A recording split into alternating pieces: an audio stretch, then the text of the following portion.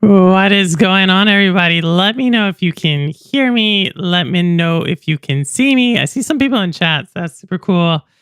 Um, got some updates. Found out I had an MRI on Tuesday, and I found out. Remember, I've been telling you all my back's been giving issues. Found out that I had a stress fracture on my coccyx. I think that's how you say it. It's your tailbone. I think that's what it is. It's somewhere down there. And I also had some muscle tears on, oh my goodness. It's like the same thing that's your rotator cuff, but it's your hip. So I don't know what happened about it. This is what happens when you get old. Your body starts breaking down. So yeah, that's crazy. That's crazy. Hey Rouster, what's going on? David Wilson, what's going on?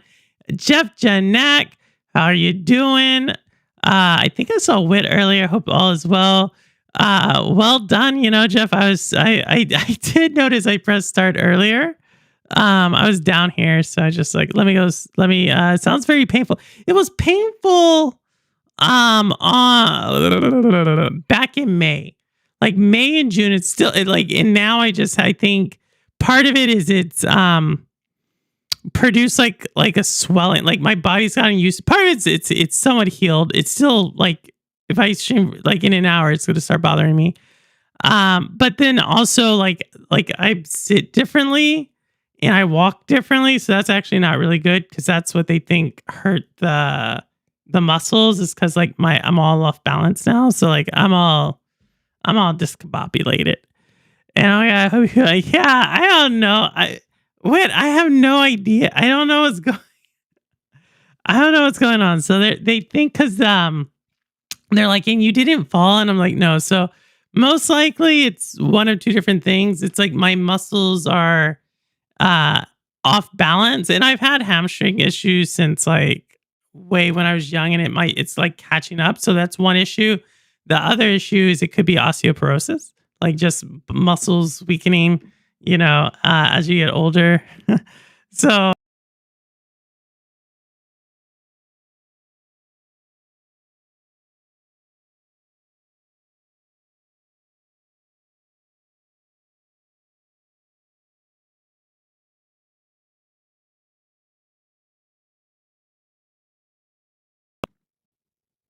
am I back? Am I back? I'm sorry, it disconnected. Am I back? Okay, sorry about that. Sorry about that. And I think I'm gonna ask someone to come back just in case that happens again, to make sure there's someone in the back. But hopefully y'all are here. I think we got disconnected there for a second. I saw my brother on Sunday for my graduation party. We were talking about our back pain. Yeah, it's crazy. It's crazy. It's crazy. So yeah, so there's that. Did the stream freeze? I'm back.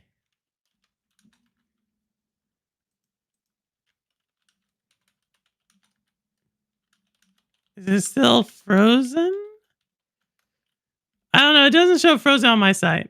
Let me know if y'all are there. Back. Okay. All right. I may ask one of the mods to come back in the backstage to make sure it doesn't do this in a second. But yeah, so that's what I've been doing the whole time. Give me a second.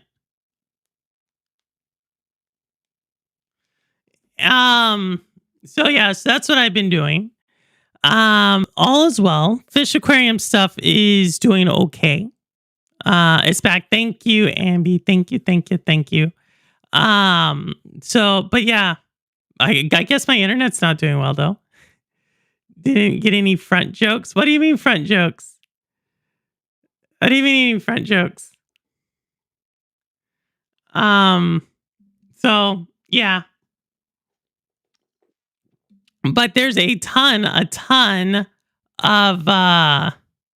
gaming news to get to. We've had several showcases over the last week that I want to talk about. Obviously, we had some big news last week, so I want to talk about that. Super excited about that. We actually had some decent news today, so I'm going to talk about that. All gaming. Then we had some interesting like news from like the big companies. You know what I mean? Like gaming companies. So I want to talk about that. And unfortunately, some of it is going to sound like it did last month. Back people will say front just so he's, oh, okay. Battlefield 6 today. We're going to talk about the implications of that. I didn't play it. I didn't, it looked cool, but I'm not a beta or alpha tester type. I don't like doing that. Like I did it with, whatever is that game called? It's like an extraction shooter type of game. I did that in May and it turned me off to the game. Arc Raiders. I tried it with Arc Raiders and, I don't know. I just don't have luck with it. Like I'm like, show me the game when you want me to buy it, when you think it's ready. I'm not there to test stuff. I get test some people's things, but I don't have luck with it. And that's been the last 3 go rounds. So, but I did watch some people play it. It looked decent. Yep, Arc Raiders stream is fuzzy. You know what? Stream is fuzzy. Let me see if I can do this. Let's see if we can do this. Last time I did this and it worked. So we're going to try this really. And give me a second. I'm going to try to do my hotspot again because that one worked. And just because I'm getting kind of like, I don't know. I don't know what happens.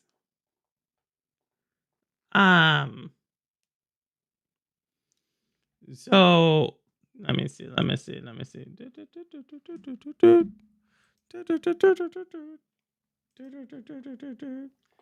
if I can find it. Okay, we're going to try this really quick. 1 second.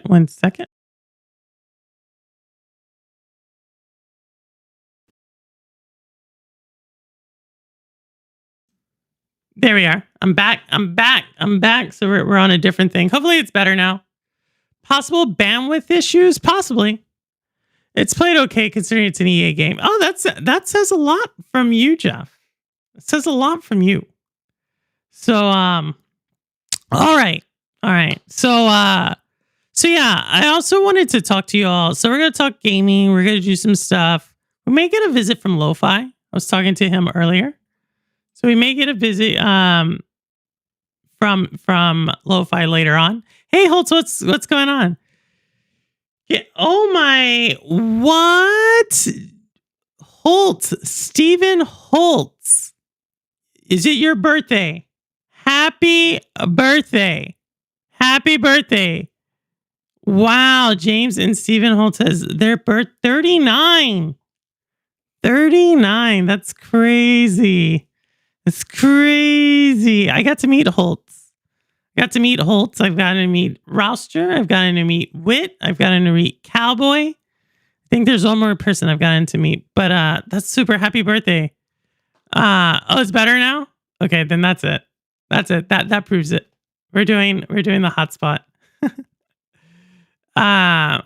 Okay. I don't know what the issue is. I may have to reset my internet eventually sometime, some way. But yeah. So with that,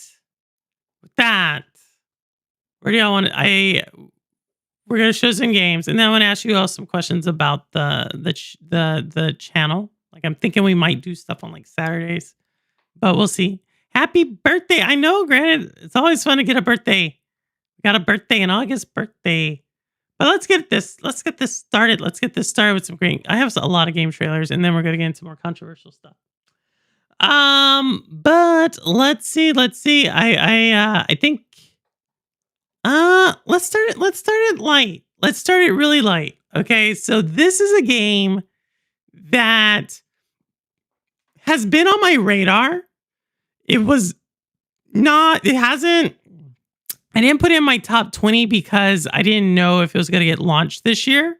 It doesn't look like it is, but it's on my radar.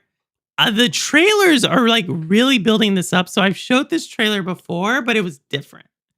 And now they like I said, they changed it up, but there's like 3 things going on. I'm going to show you the trailer. I'm super excited for this game. It's going to probably be a top 5 for me for next year. But yeah, so look for this. I want to talk about this trailer here in a second, why I'm so excited. But with that, here we go.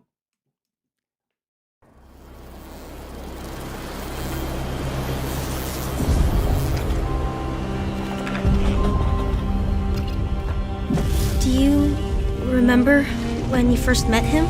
Met. I can't say I ever met him. It's more like he burst in like a hurricane.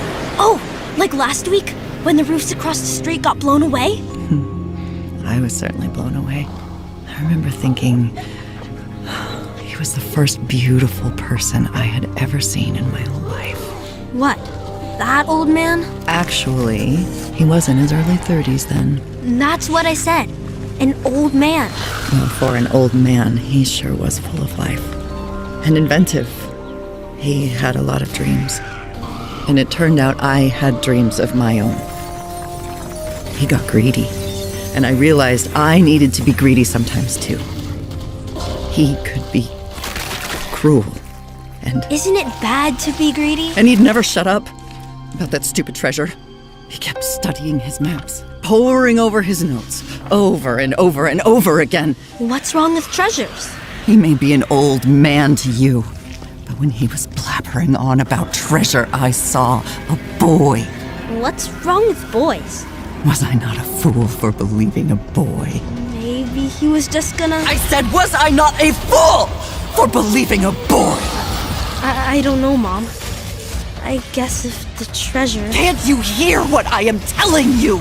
He dreamed of nonsense. He was greedy for nonsense. He was cruel because of nonsense. He filled my head with nonsense, and I believed in nonsense. And one day... Mom, if you don't want... And one day he will come back and pay for everything. Do you understand me? Or not?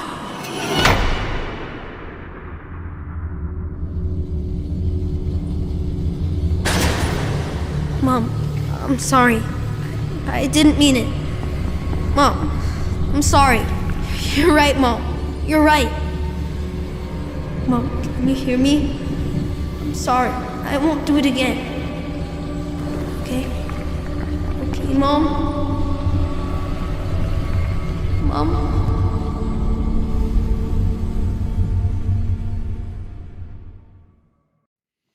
All right, that is the Eternal Life of Goldman. We showed this game before. I'm like pretty excited. Anytime I get some hand-drawn art, I really like fangirl over that. But what I wanted to like what it's drawing me into, and I love, like, just so by the way, I thought THQ Nordic did an awesome job last week in their showcase. But what I want to like bring attention to is like the story it's telling. Like in the voice, like, right? So there was a trailer we did a few months ago, and in that trailer, we got a little bit more about the backstory, and so this one we've gotten a little bit more, right? And so we've been like, it's kind of cool how they're building this story up because it looks cute, right? It looks like this dude, he's like going through time, but obviously there's like a dark side. Both times there's like this dark undercurrent of a narrative going on. And that, I'm just like a huge sucker for that. Like when you can like, okay, what's going on? This is for sure going to be a day and date game. It does not have a release date yet, but you can go wishlist it.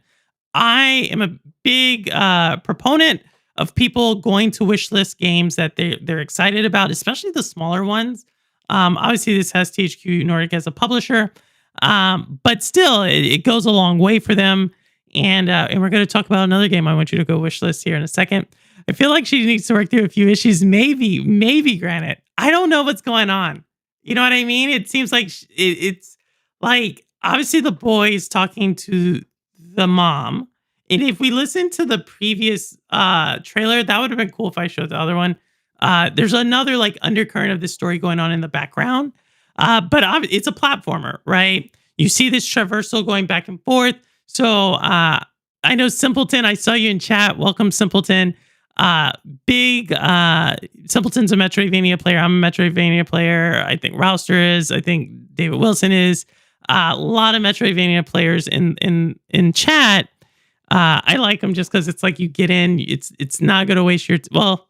could waste your time, but there is like a skill level there that you have to overcome. But I don't know. I think that they're kind of cool. They're not always super long, but I think they can tell some really impactful stories. And so this one's kind of like hitting all the marks. Art seems cool. The background story seems cool. I haven't heard anything about a score, so we're gonna see. But it has the other things. Seems like it's more platformer than like action adventure game. So if we go back to Prince of Persia, that one kind of did mixture of both. Some pretty difficult platforming, some pretty solid action adventure type of stuff. But this one so far, I haven't really seen a lot of action, but I know there's bosses in it, so maybe we'll see. We'll see. I like Metroidvania. Yeah, Rouster, I definitely know that. Feels like a little like Grimm's Fairy Tale. Could be. So supposedly they're going back in time. I know the previous trailer showed like the Chimera and a couple of other things. So really looking forward to this game probably launching next year, just kind of on THQ Nordic. Usually if they show this much of a trailer, it's like next one is going to be like, yo, this is like when we're releasing. And I don't foresee it coming out this year though. So we'll see about that. I just wish this on Steam, and Steam tells me I have also played similar Metroidvania, Blasphemous for 60 hours, Hollow Knight for 70. Wow. Did you do Blasphemous 2 as well? Thanks for the birthday shout out. I got told if you reverse the numbers, you look younger. Though when I done this, my cake said I was 93. Oh, hey, Emmy, thank you for the gifted. Let's see if they are broken. Oh, they're not broken. Zayla got a gift. Lana Lunikin, she got a gift. Awesome, Wishbone. Ernesto, and Rodimus J. Thank you, Ambi, for the gifted. So yeah, I am really looking forward to it. So when I saw the trailer, everything last week, I thought that was really pumped.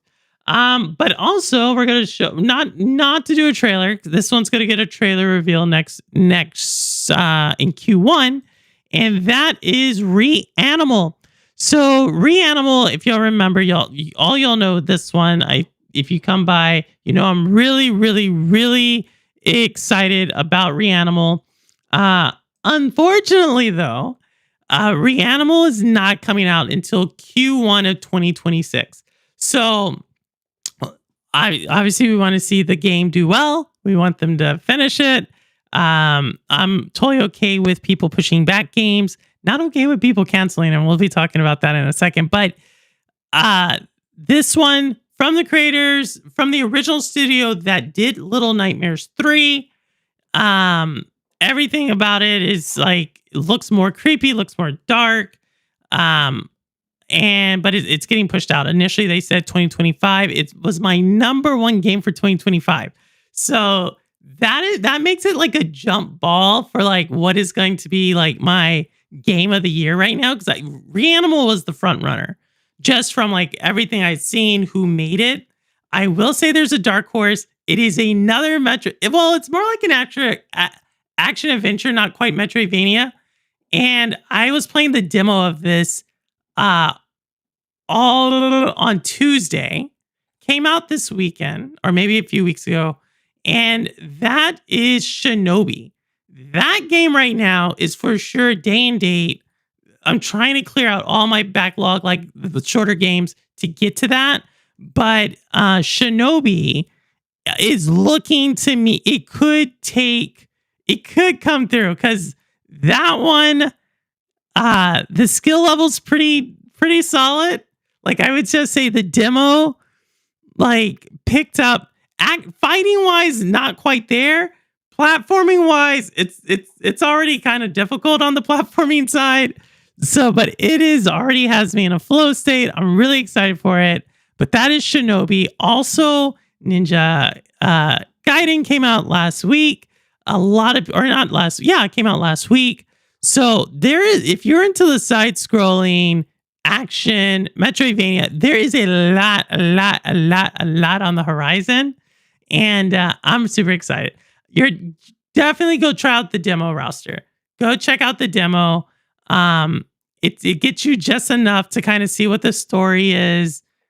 Great voice. I like the voice acting. It's kind of easy story to see through, but I like it when they like take a step back. Like, I don't need the best graphics, but the things you do, if you can do those well, I'm happy. I'd rather you do a few things and do those things really, really well than try to do everything and not do that well with everything. That's where I'm at. Titan Quest 2 was dropped last week. You know, I saw Titan Quest 2. But that's not. Is Titan Quest the one that looks like an older version of Diablo? Is that Titan Quest? I was gonna showcase that one too, because it kind of looks like Diablo. Like I said, THQ did, like, I thought, best showcase in the last 2 years. But yeah, so that's that one. I only have so many room for so many videos, so I apologize about that. But we're gonna get to another one. But here's one that I wanted to showcase last week. Don't ask me why. Like, we're gonna see this trailer. I just have a question. Well, I'll ask the question after, but you'll get it. All right. So here's another one. Looks like a lot of other games, but yeah, it does still look kind of cool. All right. Here we go. Focus your attention. What do you see? Giant. Sleeping. Again. Animals. Fighting. Again.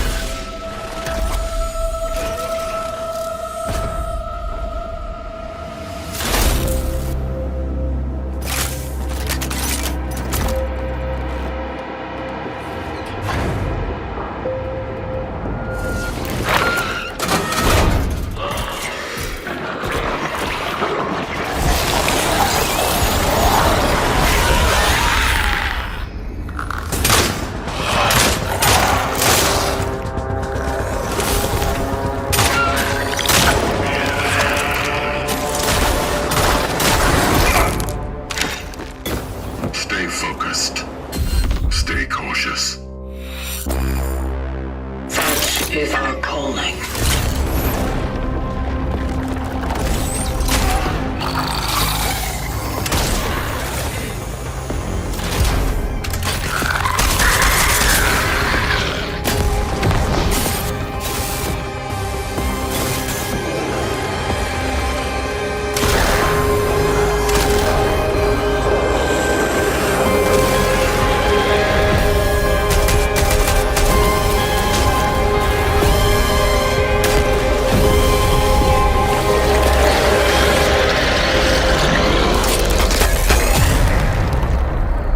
You almost fried there.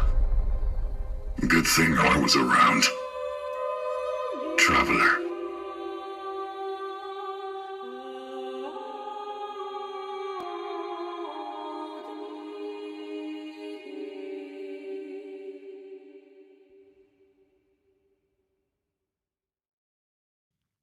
Okay, so that's Chronos: The New Dawn. It looks a little bit like Dead Space to me. I never played Dead Space. That's what it looks like. Kind of has like some weird things. Yeah, it does look interesting for sure. It's in space. Like, it's always these like alien space movies. But like, the thing I want to know is, why are there so many games got the word Chronos in it? I feel like we talked about this before, but I keep seeing Chronos pop up in video games. Like, you know what I mean? And I'm just like, couldn't they, like, what is a Chronos? I don't use this word in any time other than in video games. Like, I'm like, what is Chronos or Cronus? Or what is that? Like, I don't know. But I feel like they have tons and tons of games, and maybe it's like 5 or 6. But it just seems like there's so many games with this word in the title that I'm like, is this like a meta? Is this like a keyword thing? Like, let's put in Chronos. You know, the kids like that. You know what I mean? So I don't know, but that is Chronos: The New Dawn, Geek God of Time. But why do they keep having it in these games? Are we talking about time? Like, because, right, Chronos Before the Ashes, something with Chronos, the whole Remnant thing, right? So you have that one. You have the one where it's like Star Fox, but it's not. It's like more human-like. It was on Stadia, and it was like this jet game. You're in space. That has Chronos in it. You have Chronos Trigger, right? You got this one. I think there's another Chronos. And it's just like, okay, like, why wouldn't we just call it like that? What does that have to do with this, though? Like, I feel like they should change it. Like, don't overuse, like, I feel like every year we're getting a game called Chronos. That's all I'm saying. You know what I mean? And it's like, I don't know. It's kind of cheapening the word. That's all I'm saying. I feel like if you were one of the first two who got it, cool. You got Chronos. You did it. No one else has it. You're good. But now it's like everybody's like, oh, that's a good word. Let's put it in the title. I don't know. It's giving, definitely Dead Space. That's what I thought. Kind of gave me Dead Space, plus it does that like where it like messes up the screen. Kind of felt like a little bit like Remnant. But it seems like the movement is Dead Space. And whatever that other Dead Space like game was, like from the creators of Dead Space, and then they create this other game. They came out like around the same time. They were remakes like 3 years ago. But it feels like that. So we'll see. Did you not take Greek mythology in school? I took Latin. What was Greek mythology would have been in that I took that. But we didn't have a Greek mythology course.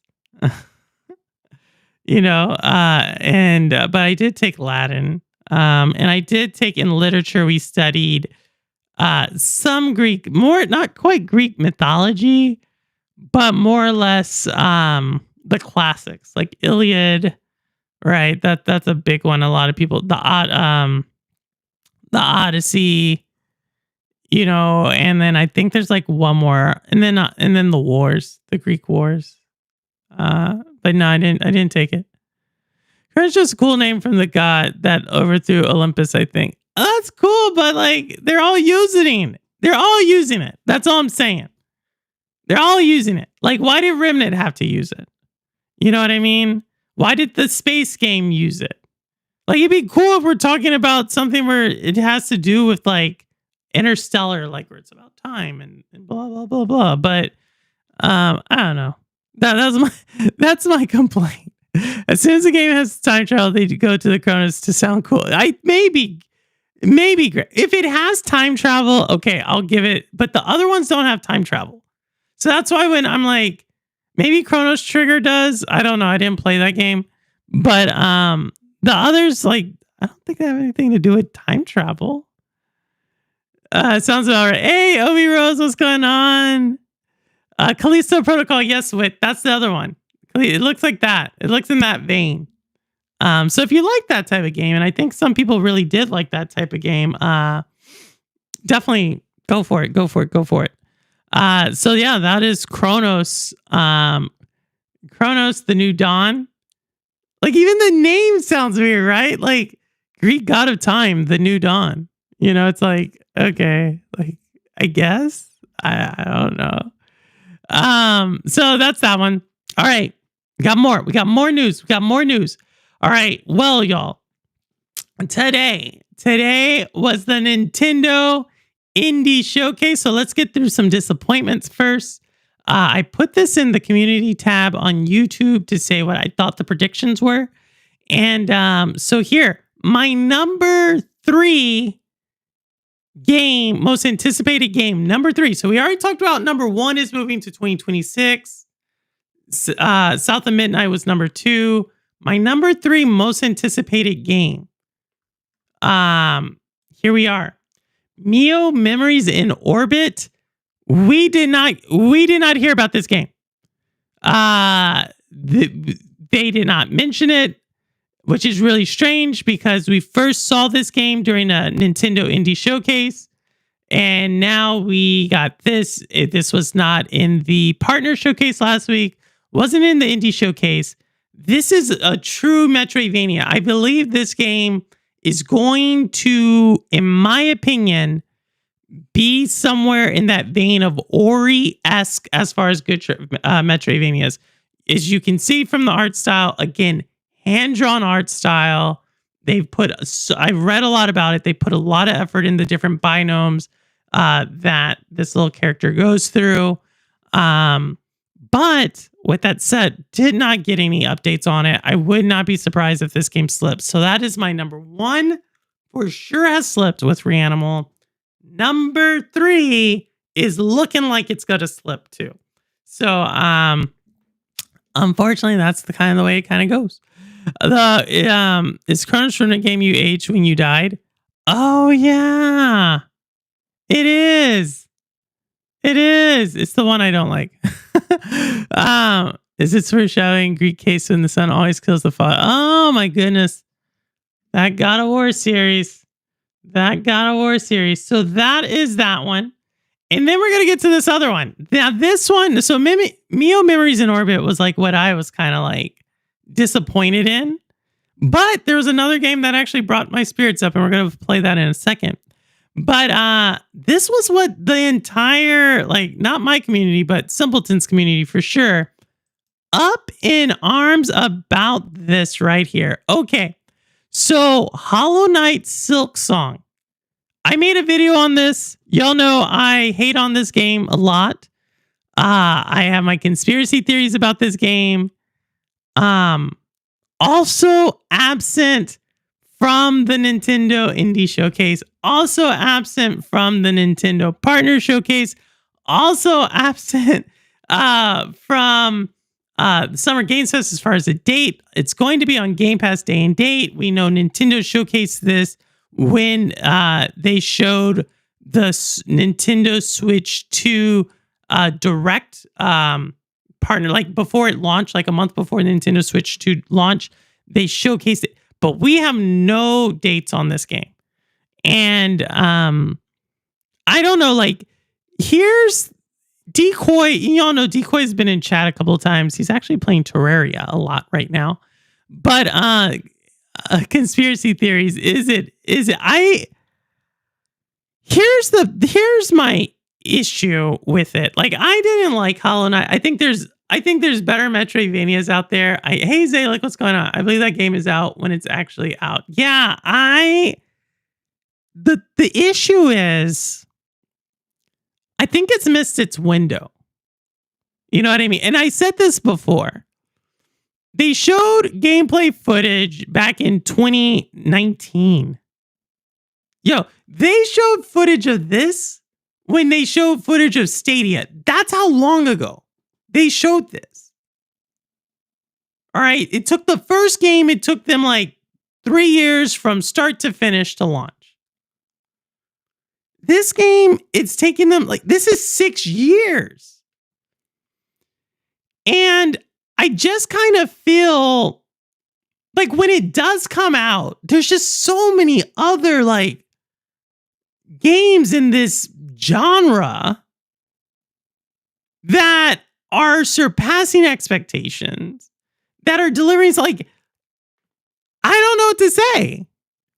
And I feel bad about that because it's like, that's what, like, when do you just like move on? Like, it finally comes out and you're like, okay. And that's my biggest issue with it. It's not a situation of like, yo, let it bake, blah, blah, blah. Like, I get that. But you set your expectations up back then with like showing gameplay. And now it's been 6 years.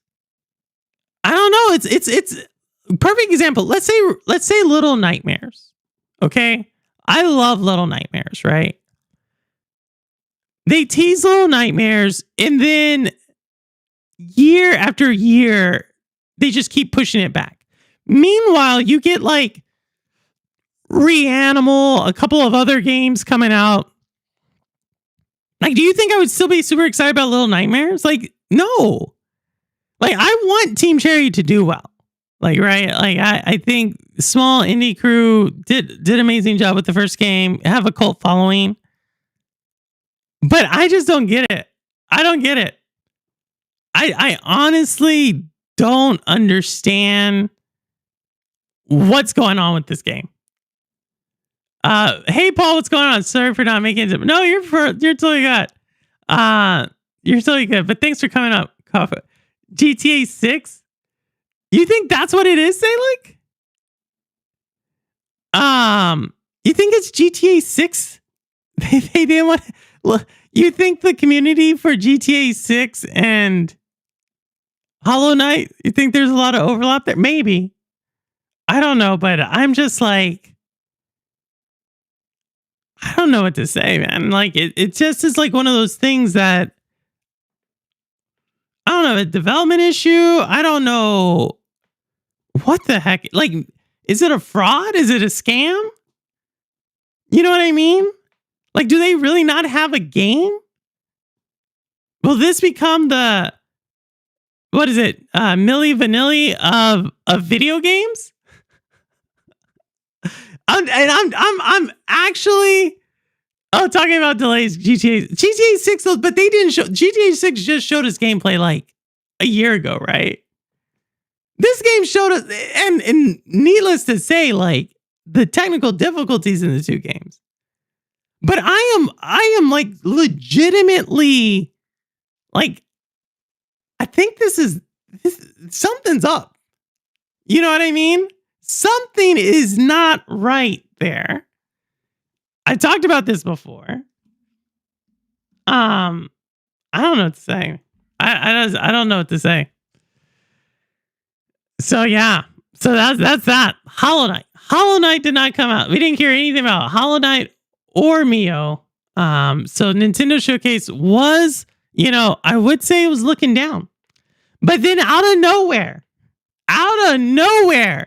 we got like 3 games that I thought, and I'm going to showcase like 2 of them here. Let me make sure I'm going to showcase. Yeah. Going to showcase 2 of them here. So let's go with the first one. I thought this game looked kind of interesting. Yeah, so let me showcase it. It looks kind of, again, up my alley. I was like, cool job, Nintendo Indie Showcase. On my radar now. Here we go.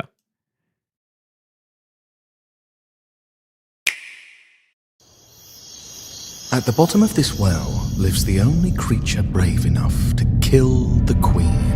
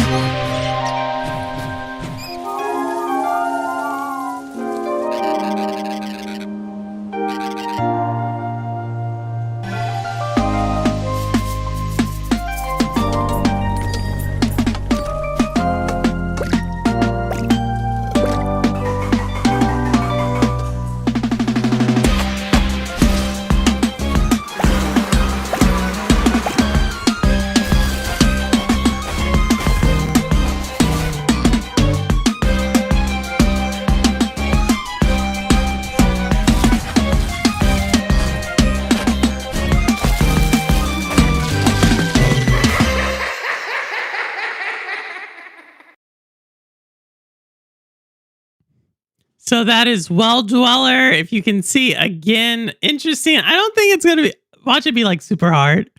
But to me, it didn't look like, it looks like kind of like an introduction to Metroidvanias. Definitely y'all saw that map. You saw walking around, you're talking to people, evil queen doing stuff. I feel like there's going to be like a plot twist going on here. Again, interesting art style. I think you're seeing a trend for like the games I'm mostly excited about. So yeah, that one is coming out next year. It looks a little bit creepy, a little bit. I agree, but I like that. I think horror. I think I talked to y'all about horror. I think horror is like one of those genres. Maybe it's not even horror is the right word, but I think creepy is this like emotion or this feeling that you can convey a lot of different stories through. And so, I'm interested in it. The art style, like I said, it looks kind of unique. It obviously had a skill tree. I think we saw that in there. We'll see what it looks like. It seems like it has some puzzle mechanics. You're utilizing your environment, utilizing your weapons, trying to figure out different ways through.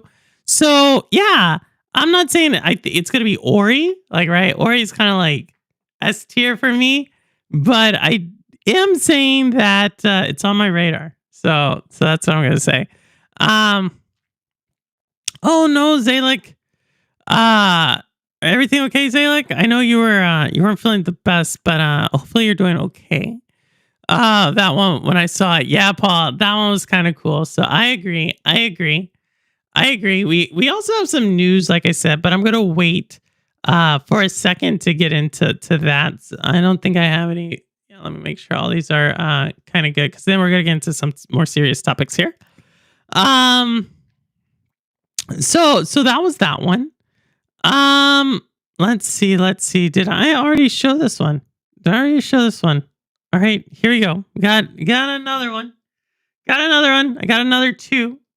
But this one is another big one that I thought looked kind of cool. All right, here we go.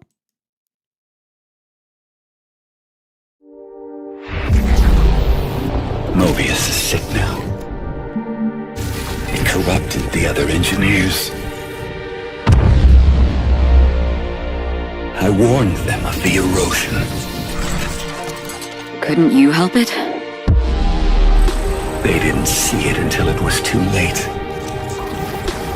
Maybe by wanting more than we need, we brought darkness into this world.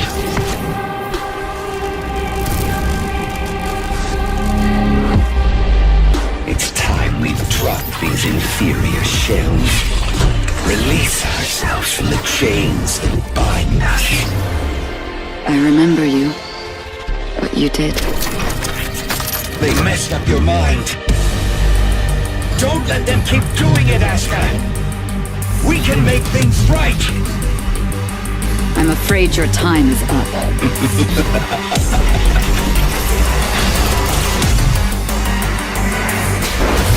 Show me that you are better than that.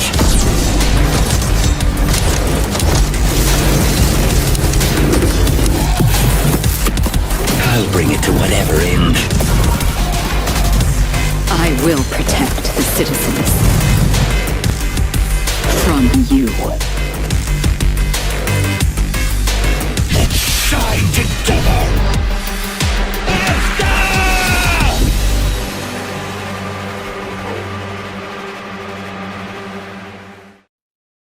Everyone, that is Metal Eden coming out. A lot of people who've kind of demoed this game and you can play the demo, have said it's a lot like Mirror's Edge meets Ghost Runner Tokyo. So like a lot of that parkour. No, it's like Mirror's Edge, like that kind of parkour style, but with a gun.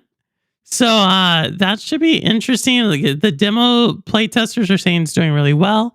Zalek, so sorry to hear that about, I mean, it's first yours and then it's also Megatron X. Like, I am so sorry to hear that.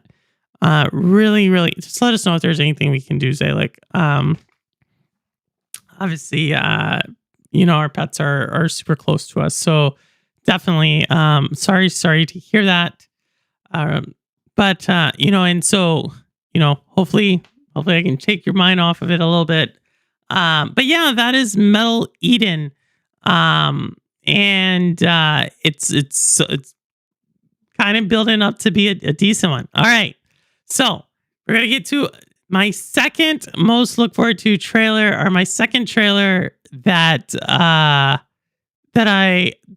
surprised me. This game was not on my radar until today. I'm going to tell you why afterwards, why I'm super excited about this next game. But yeah, so with that said, here we go.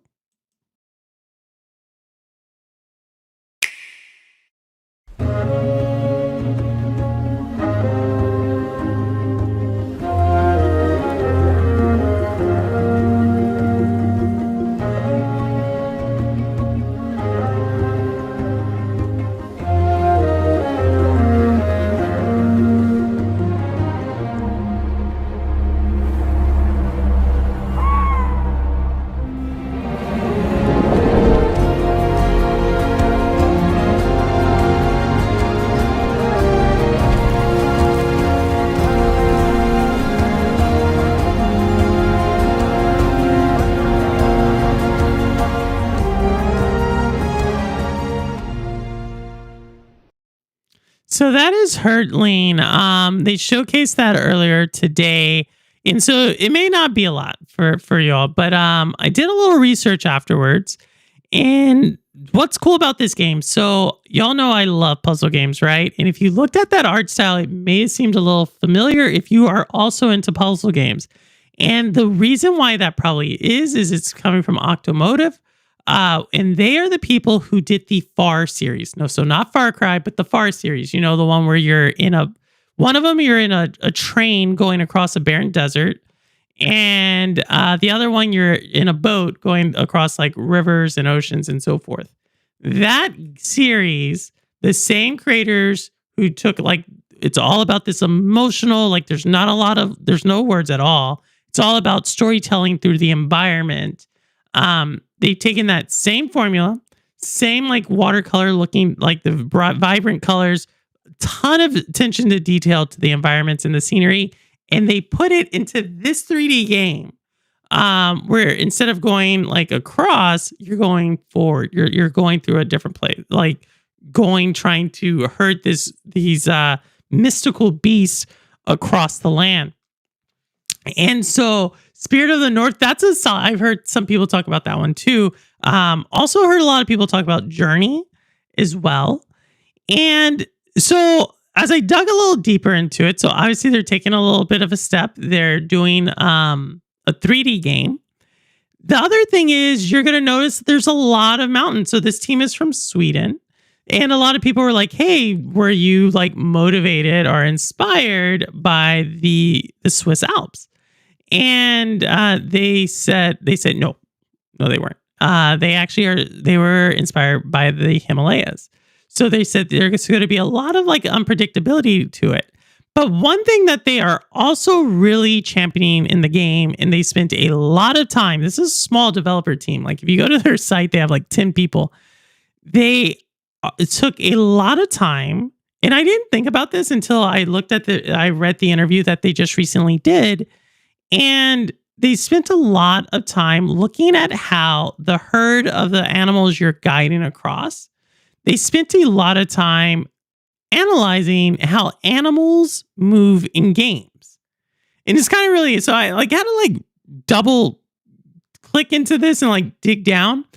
And it makes total sense. Like, so we play games with animals all the time, right? We spend time with our pets, and unfortunately, they like, I know we just talked about yours, and we all have our own animals in our lives. And for all of that, animal, like, I guess you could say movementology in video games is a very underexplored, like, science. Like, technically, how do you like actually animate that in a game? You know what I mean? Like you kind of had it a little bit in Stray, but not really.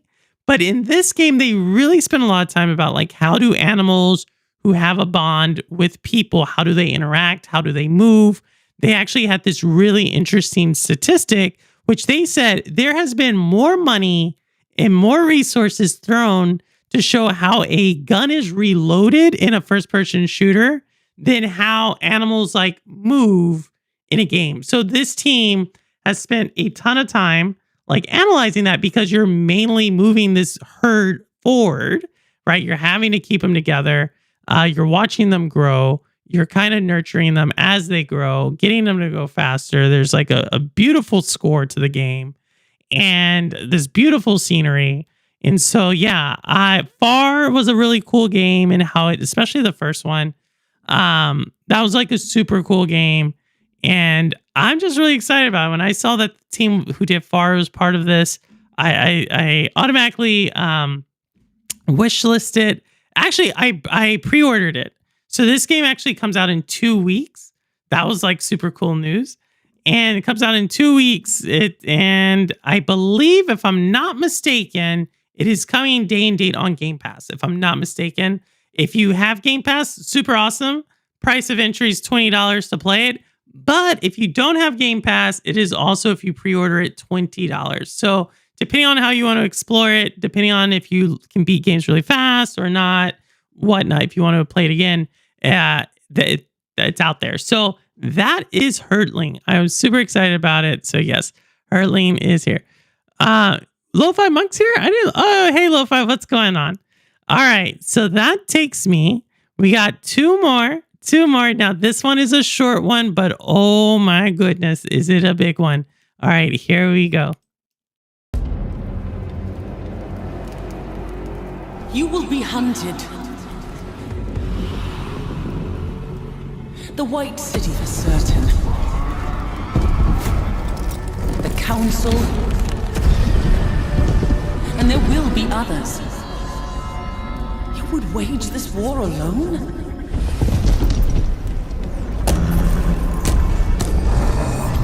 No. Not alone.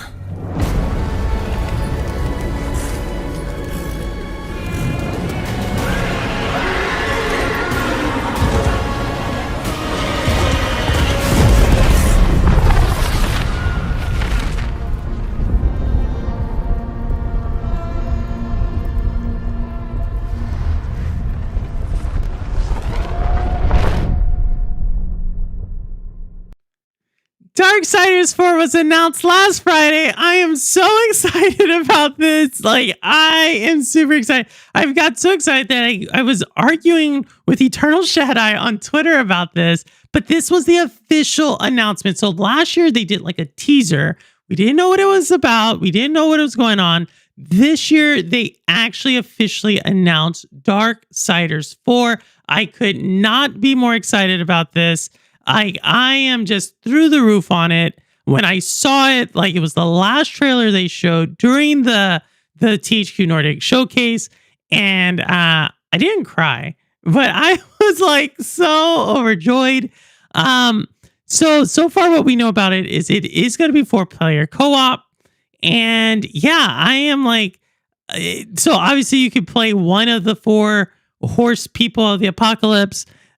And Cowboy came on and said, hey, if it's going to be in like the top down, like Darksiders Genesis, would I be disappointed? I said, no.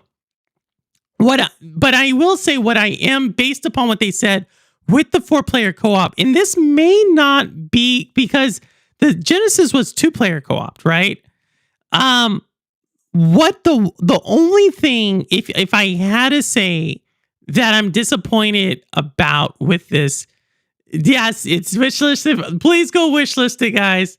Please go wishlist it. The only thing I'm somewhat disappointed is I really enjoy the story of the horse people. I don't want to say horsemen because you got Fury, right? Like I really enjoy playing the games and seeing how they got set up, seeing how they ended up where they were, right? So like thinking about War, right? His story. And if you read the actual novel, it really follows War and Death a lot. So you get a lot of background. And then Genesis, you kind of see War before Darksiders 1. I really enjoyed that. Darksiders 2 with Death. Like I really, really, really enjoyed like seeing the kind of like, I don't know, that brotherly, it's weird saying this, but that brotherly bond Death has with War, right? Because the whole point of it is Death knows something's going up and Death knows War is being framed. Primarily Death knows that because Death is the one who did what they're blaming War for, right? So there's that. Fury, now, if I had to say the story of Darksiders 3, I would say that one is probably the least, right? We see a lot of character development with Fury, probably more so than we saw in Darksiders 1 with War or Darksiders 2 with Death.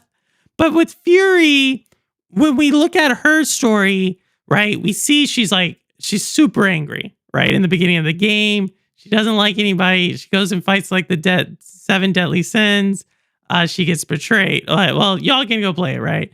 But that one doesn't really give us a lot about her. We see a lot of character development with Fury, but we don't really get any like story. But we can say like, hey, we were with Fury. We understand where she ends up, right? If we play Genesis, like I said, you get a little bit of background between Strife and War. But at the same time, between those two, you don't necessarily like, you see how they're interacting in the beginning of the game. They're both kind of cold to each other. You actually see Strife joke a lot around with War about this throughout the entire game. Then they get to the very end, and then you're like, they know something's up, right? And so what I really would have liked to see was Strife and see his story.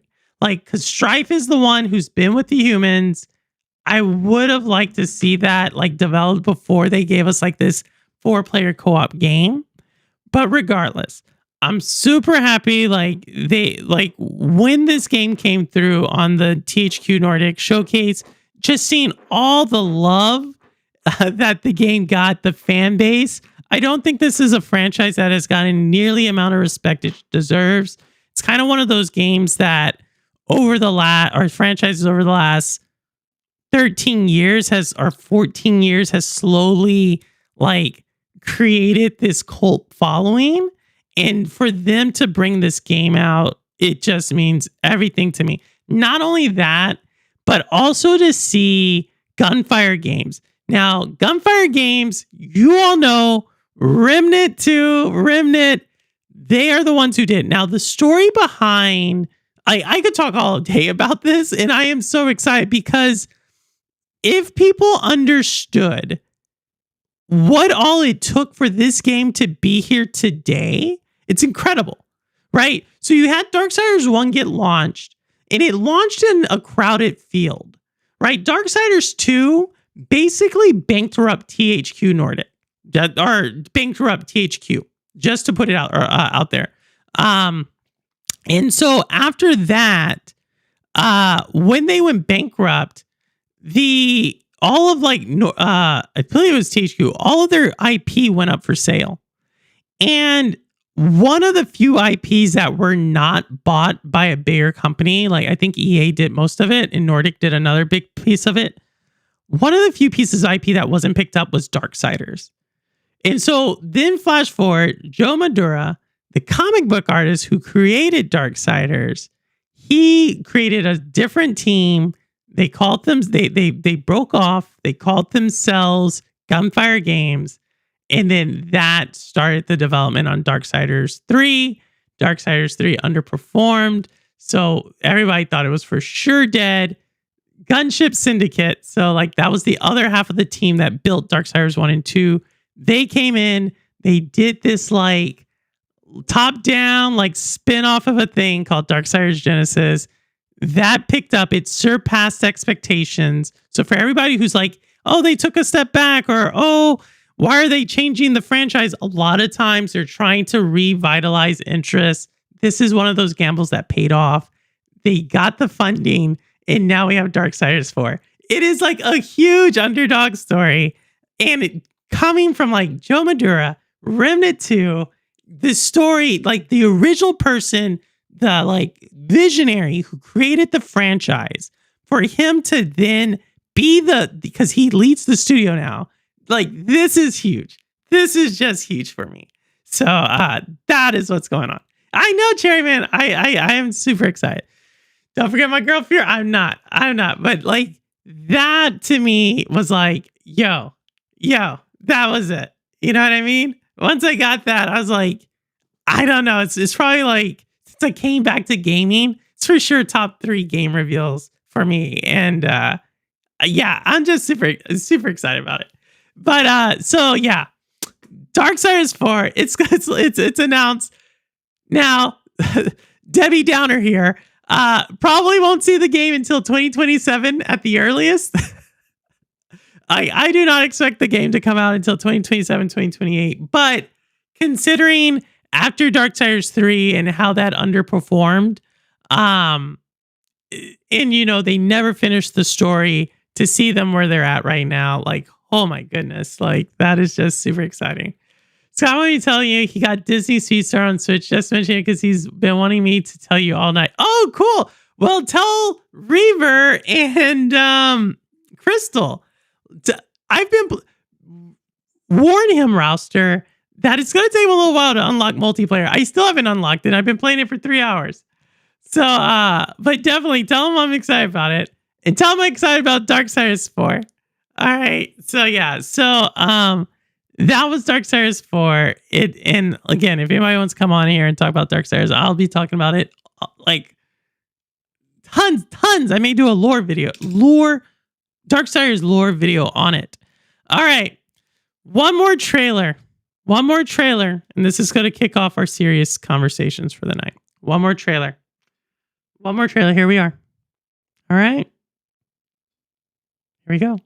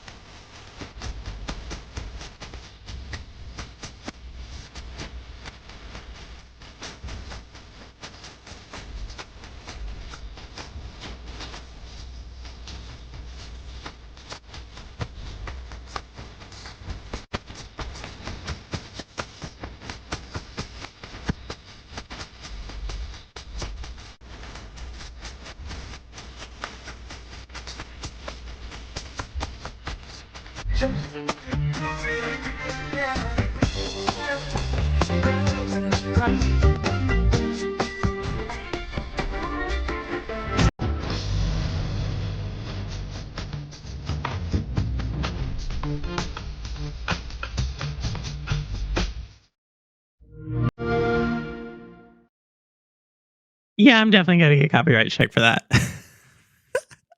Oh, it's okay. I just erase it afterwards. It gives me that option. So that's Contraband. And if you didn't hear about Contraband, I told you it's coming. It's in the title. It is in the title. Here we are. Contraband game canceled. Xbox faces another setback amid industry cuts. So I said it. It's gonna sound a lot like something we talked about before, right? We know we've seen Everwild canceled. Now it's Contraband. We did it. Dark's video, Perfect Dark, canceled. All from Xbox. Yes, Steely Dan. My brother would be so proud of you. I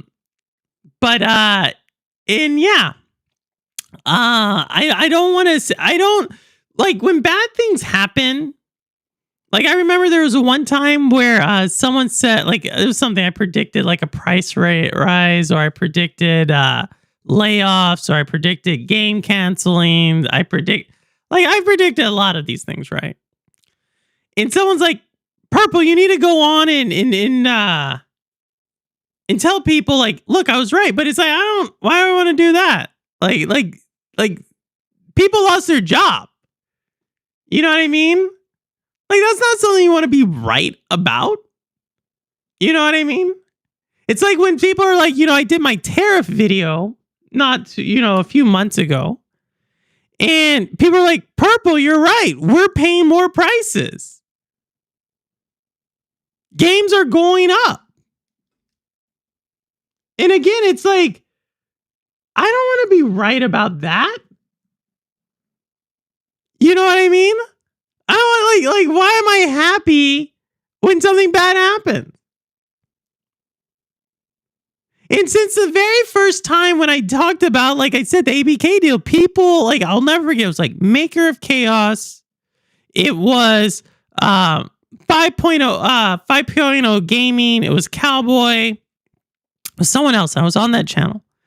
And they asked me, like, why don't you want the APK deal to go through? And I said, because for one, I think it was illegal. But two, because I understood what was going to happen. Anytime you have consolidation, this happens. You don't take risks. And when we talk about innovation, they use words like innovation. Like a lack of innovation. How do you picture innovation? It's like leadership. I talk about leadership a lot at work, actually. It's like, how do How do you visualize that? It's hard. But innovation is this. Innovation is saying you give an opportunity, you take a gamble on something that hasn't been done before. That's innovative. Like you are innovating, you are pushing something forward. And I'm not saying ABK is the reason why this game got canceled. I'm not saying that. What I am saying though is kind of what I've always said before with Microsoft. It's not really Xbox. Like, right, I know those people over there. What they have to do is they are given some marching orders and then they have to spin it the best way they can. That this is best for shareholders in the business, this is best for employees, and this is best for customers. That's what they have to do. They have to figure out the wording to do that. And the more and more those things start moving apart, the more and more you're going to see things like this. Right? And some people will be like, well, Purple, Sony canceled some game, right? But I don't put these in the same bucket. I don't even play Sony. Like, you know what I mean? I don't put these in the same bucket because what I am upset with, and if you think I'm talking about gaming, you're right. If you think I'm talking about something else, you're also right. You all were all here when people were saying, hey, Xbox should buy everything. Xbox should put everything on Game Pass. Everything should be on Xbox. And this is the problem. This is the problem. And the reason why this is a problem is this. Those developers. Now, granted, it was a different studio, but Microsoft's the publisher. That studio is now going to have to pull back. Where do those developers go? Where does that studio go? They don't own the IP. That's the thing. And I talked about this before when I was buying gaming IP. The publisher owns the IP. We saw this with Stadia. Journey from the Savage Planet. Raccoon Games made the game. Google owned the IP, and it took like over a year to 2 years for them to get that IP back. What do you do in the meantime? That's real. And you're seeing this consolidation, not because necessarily gaming isn't ripe for new experiences, new IP and games. We just saw Expedition 33, even though I have some questions about that. Hey, Mel, what's going on? What's going on, Mel? Thanks so much for coming by. But I think I may do a video why Expedition 33 cannot be replicated most likely again. At least not in the United States. What happens to develop? Like, people do not understand that when these things happen, it's not like a zero-sum game. Like, it doesn't come back.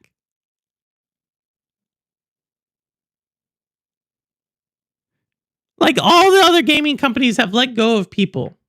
You'll notice this. They're all, except Nintendo. There's a couple who haven't, right? But for everybody who's like, oh, they have so much money. Like, remember Aaron came into chat. Aaron said, hey, they're going to give $100 million to get an older God of War on Game Pass. I'm like, why would they do that? Why would they do that? They've been talking about this game, Contraband, for 4 or 5 years. They canceled it. Perfect Dark, 4 or 5 years, cancel. Everwild, 4 or 5 years, cancel.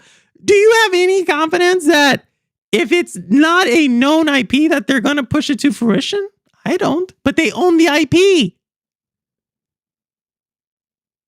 I just talked to you all about Darksiders. I gave you the story of Darksiders and why it's such an underdog story. Do you think if the Darksiders IP was owned by Xbox, we would get Darksiders 4? I get it. It's an arms race. Content is king. I totally get it. But it comes at a cost. And this is the cost. This is the risk. If y'all didn't see it last week, I didn't really talk about it that much. But Microsoft reported earnings last week. Huge earnings. Huge. Cloud division, 38% growth year over year. Cloud, a part of the business that makes $70 billion. 38% of $70 billion. That's almost 28% growth in revenue. Not profit, but revenue. That is more growth than the entire gaming industry has seen in the last 5 years. You think Microsoft cares about gaming? No.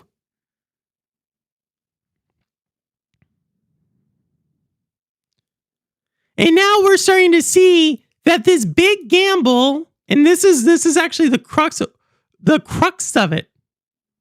But are those questions, say, like, which ones? Read it out. Let me know what questions.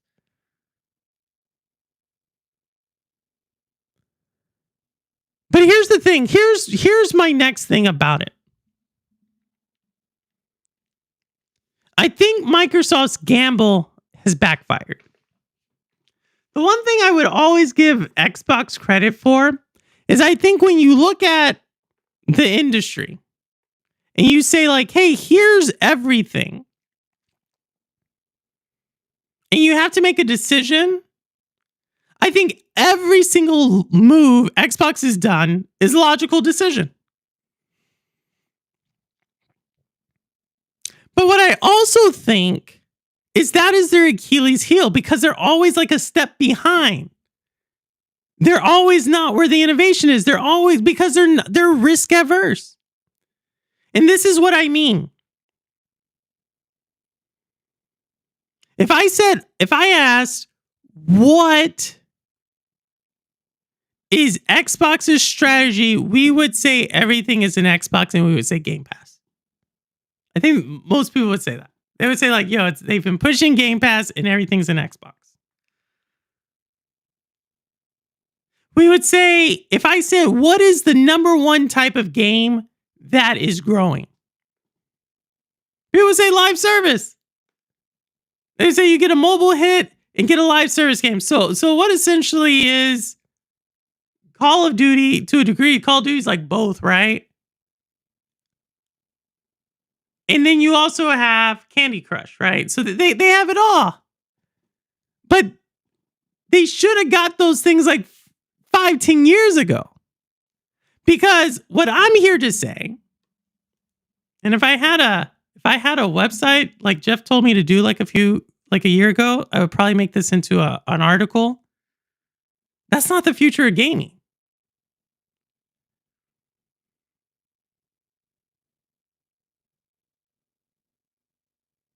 Oh, I'll answer this here in a second. I'll answer this one. Zayla, give me a second. But I'm fine with waiting and seeing. No rush. Well, Rouse, it's going to be the same thing. It's got to be the same thing as Asus ROG. It's going to be the same thing. That's all it is. But here's the thing why. Another company, like, if y'all did not know, gaming companies have been reporting earnings for the last 2 weeks. All of them. Another gaming company also reported earnings. And unless you're really in this ecosystem and you're actually watching it, you wouldn't have seen this, right? But this gaming company actually worth the most. And you're about to see why. All right? So Sony PlayStation just reported earnings. And what they said is they have 28 million monthly active users. A lot of active users in that, right? That's a lot. But lo and behold, Roblox just topped 100 million bookings daily users. Roblox. And that's like Roblox with respect.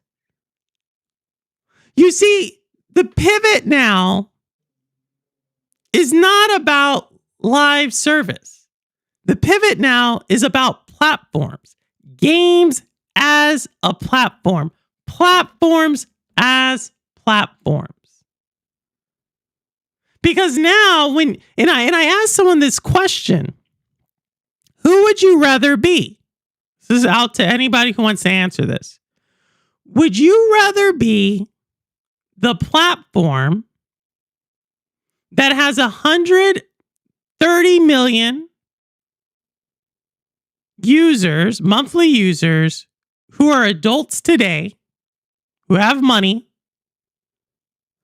Or would you rather be the platform that has 100 million users who are all kids and teens? It's an interesting question. It's going to test your business knowledge. And I asked this question to someone today, and the person said, I would rather be... Exactly. Mel, that's greater. That's way bigger than AAA. The answer is actually a trick question, right? Because people would say like, oh yeah, I want the people who have the money. I want the adults. They are the ones who spend. But here is the interesting thing about that number. If we go back here.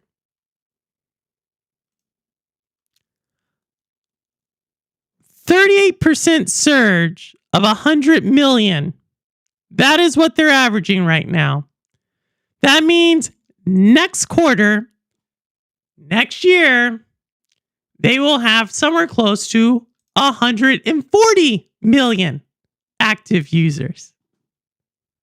And eventually those kids who are on Roblox are going to do what? They're going to have disposable income.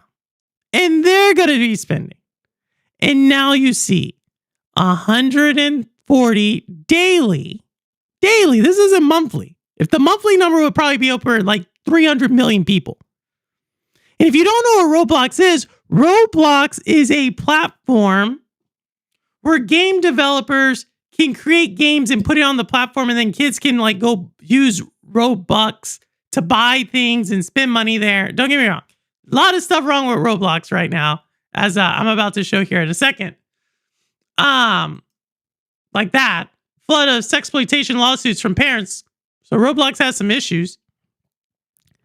But this is to say where the future of gaming is going. It's going back towards this idea about platforms being platforms. That is what you want. That's why YouTube dominates any media company. YouTube has more watch hours than any media company. They're gaining in the shorts feed. They dominate Disney watch hours. They dominate Warner Brothers watch hours. They dominate Fox. They dominate Netflix. Why? Because they have this content. And so Roblox, all they have to do, if you didn't know this, there's a whole army of like game developers who are building stuff for Roblox. Whole thing. Advertisers are going to Roblox.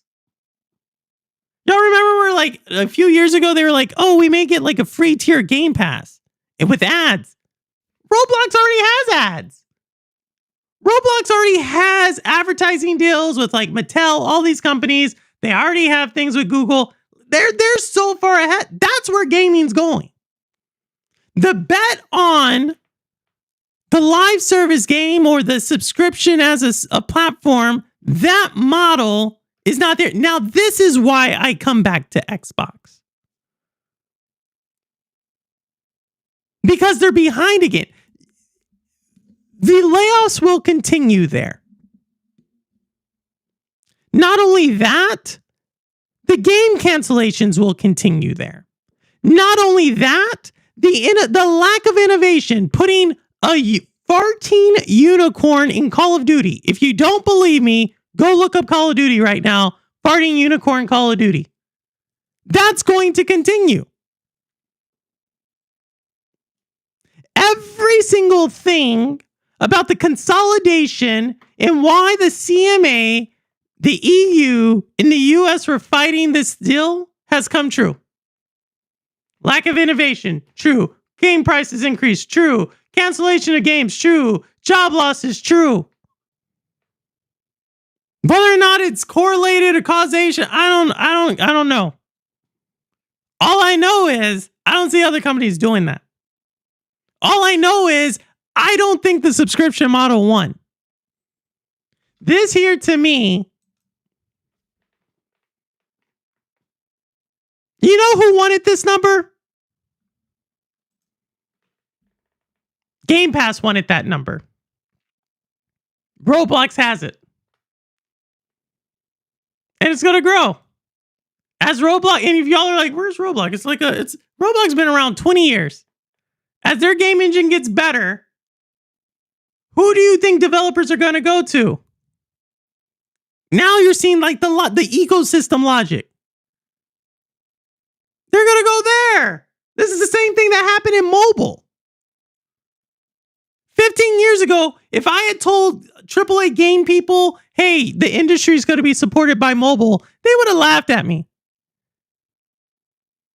This is why, like, when Bobby Kotick went and bought King, we're like, why are you buying that stupid Facebook game? Well, look what it came out to be. That is what's at stake here. Is when you have these traditional powerhouses, the richest company in the world, maybe Nvidia's up there, and they're laying off people. You lost the developers, they're going to go over here. And maybe that's a good thing. Maybe it's a good thing. I know the games I like aren't over there. Maybe they'll be there one day. But that's the problem. When you have that much money, that much consolidation power, like IP, they're not coming back. They're just not. And so people ask me, well, Purple, you're an Xbox. I know people who work there. I'm really not. Microsoft 100%. But I see the patterns. I see the trends. I look across the board and I'm like, yo, this is like a big tech company that their main focus ain't gamers, man. And I think that's the thing no one's going to say. Like everybody, like Cowboy would come on this channel and he'll say, oh, I think they're going to win with Game Pass. I'm just telling you right now. Go. If y'all don't believe me, here, let me show you. If you look how much Roblox is worth about almost $100 billion. That's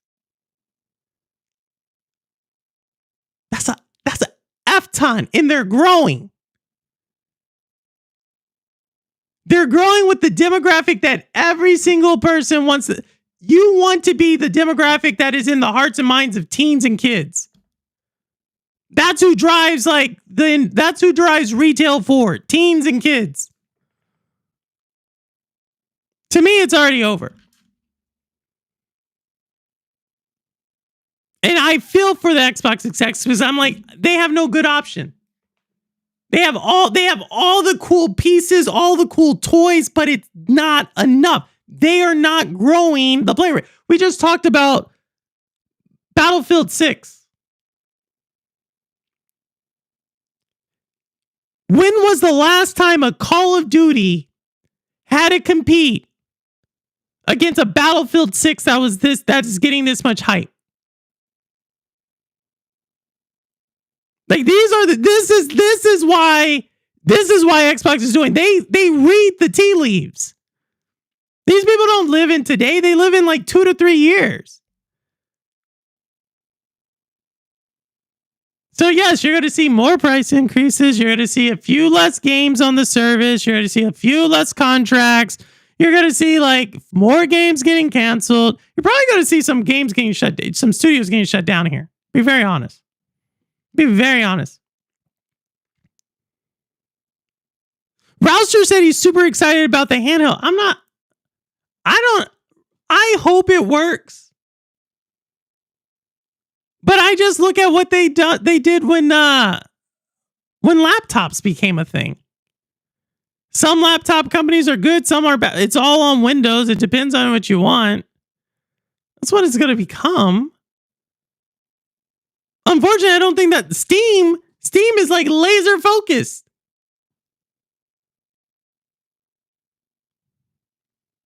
Let me see what y'all are saying. They're teens, simpleton. My daughter grew out of Roblox. Rousters, She'll come back. Because the thing about Roblox is as they build their engine, as they continue to tweak their engine, and you get developers who continue to make cool games, you're going to probably start to see the games we have ported over to Roblox. I heard about the adult stuff on there. It's so weird. Yeah, it's really weird. The kids who grew up playing Fortnite who still play as adults. Wit, you 100%.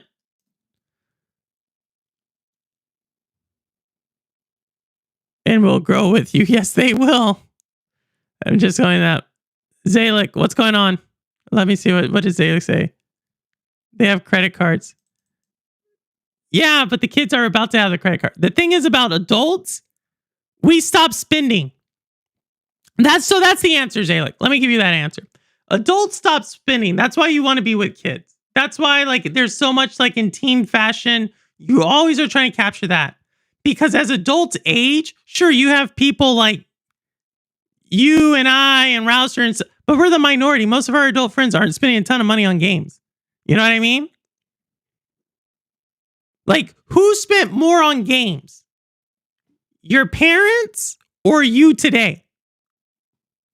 Who spends more money? That's a fair question to everybody. Who spent more money on games? Your parents or you today? I've never even looked at the data on this, but I can just say from my own experience, I do. I just buy it. If I want it, I buy it. I don't have to wait. I don't have to do it. It's no, I'm going to go wake up at midnight to go buy the Nintendo Switch. And so that's why you always are trying to get that crowd, because if you can implant yourself in their mind, if you can be in their mind share, and that's what's going on. It's the Fortnite situation.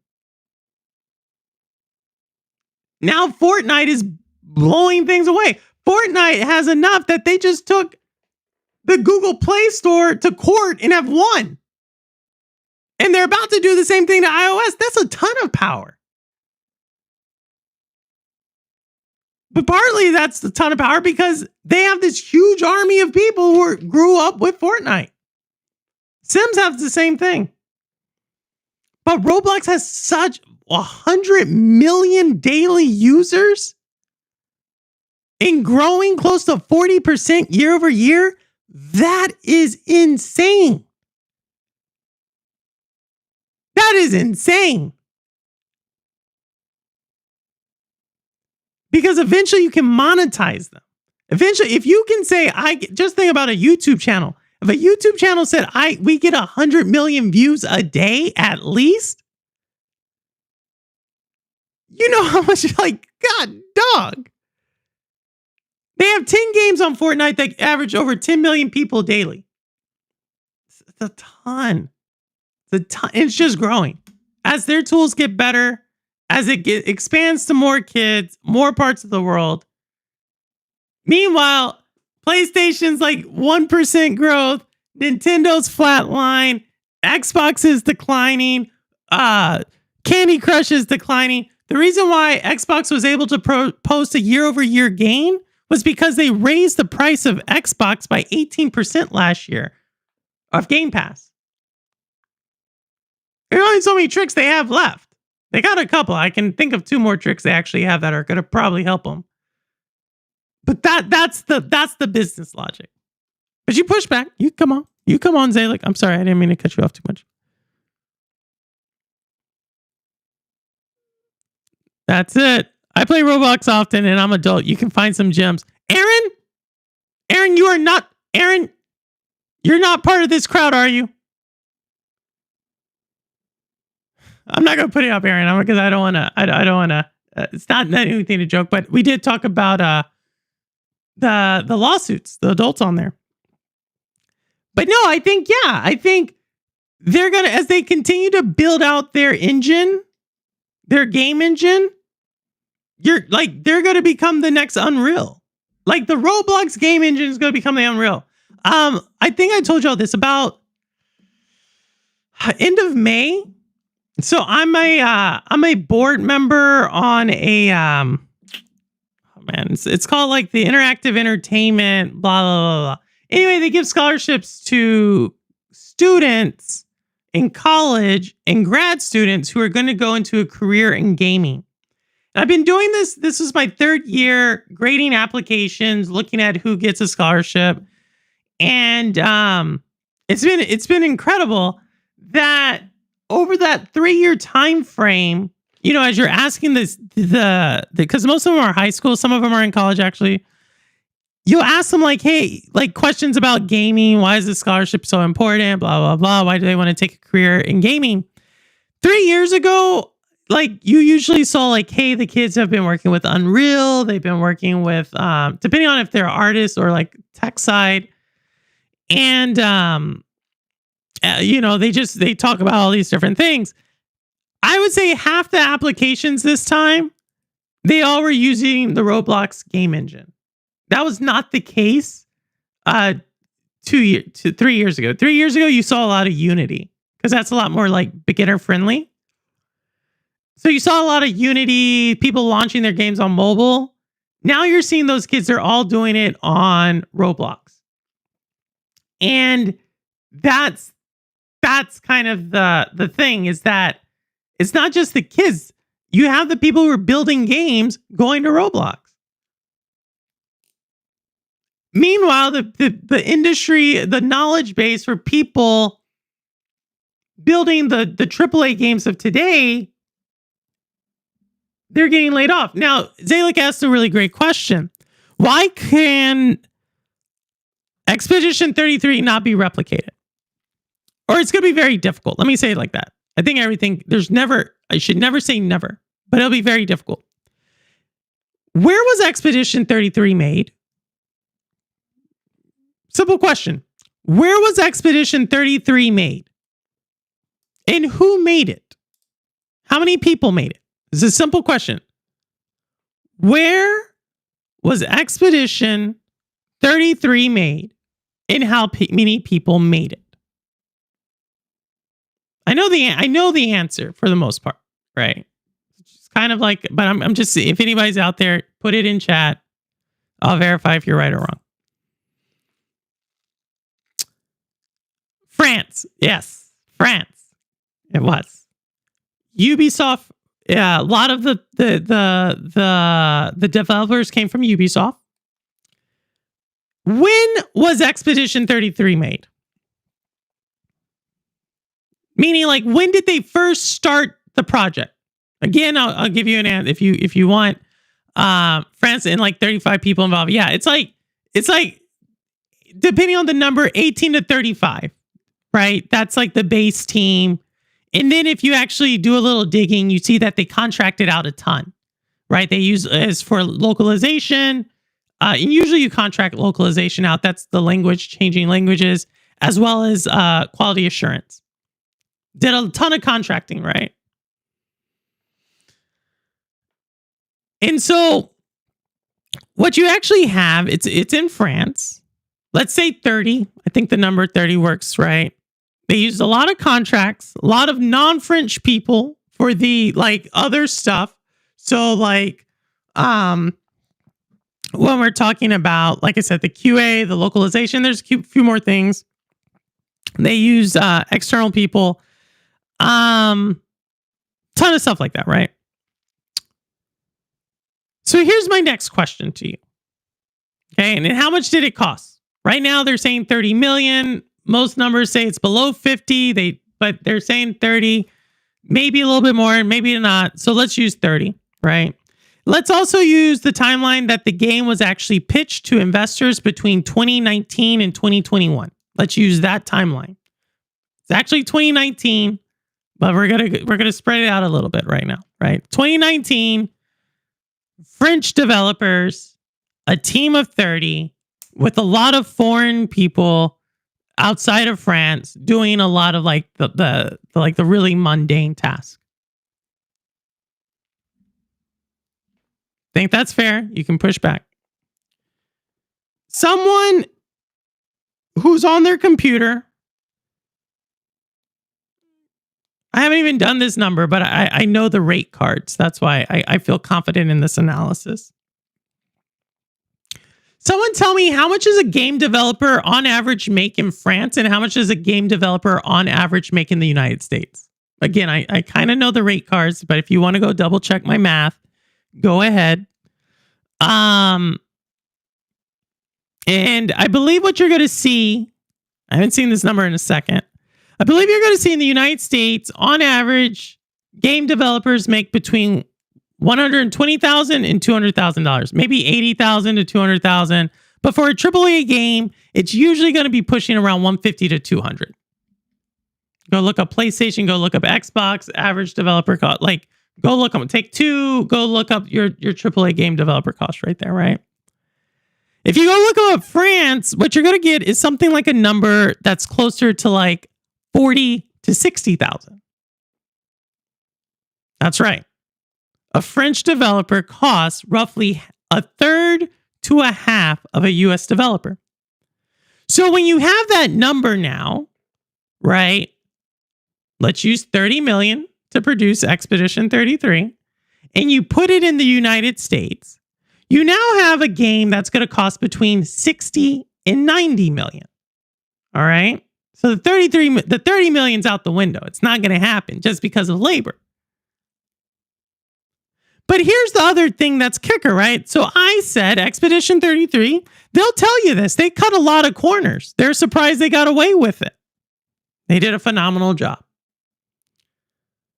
The next part of that equation, though, is the quality assurance testers and the localization team and a lot of the other marketing teams, other places, and so forth, outside of French workers.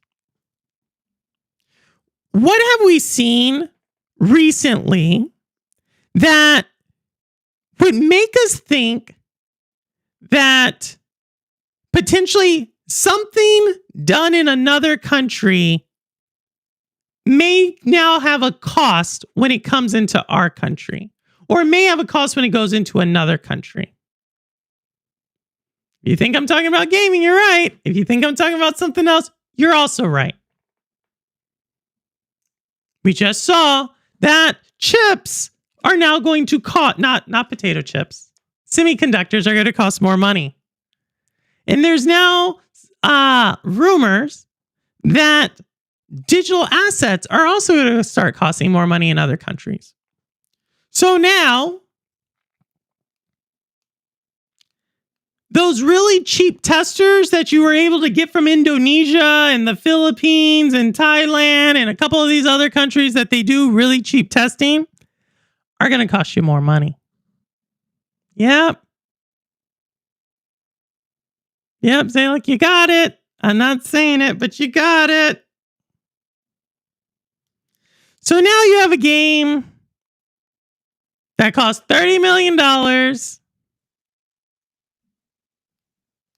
in France, actually costing, if it's done in the United States as well as other places, somewhere closer to $60 to $90 million. So and then if you add on maybe another 10 to 20% for that foreign-born workforce that you had, you can actually top out, like, let's say it was 80, you're now up to close to 96. So you're really close to $100 million, right? But what I also didn't mention, but I hinted at it, was when was the game funded? The game was funded in 2019. In 2019, gaming was growing. Gaming was growing so much is that you had a company called Google say, we're going to launch our Google Stadia Cloud service. You had Amazon say, we're going to launch our service. You had Microsoft say, we're not only going to invest $8 billion for Bethesda, we're going to invest $70 billion. Now what do you have? Layoffs, contraction.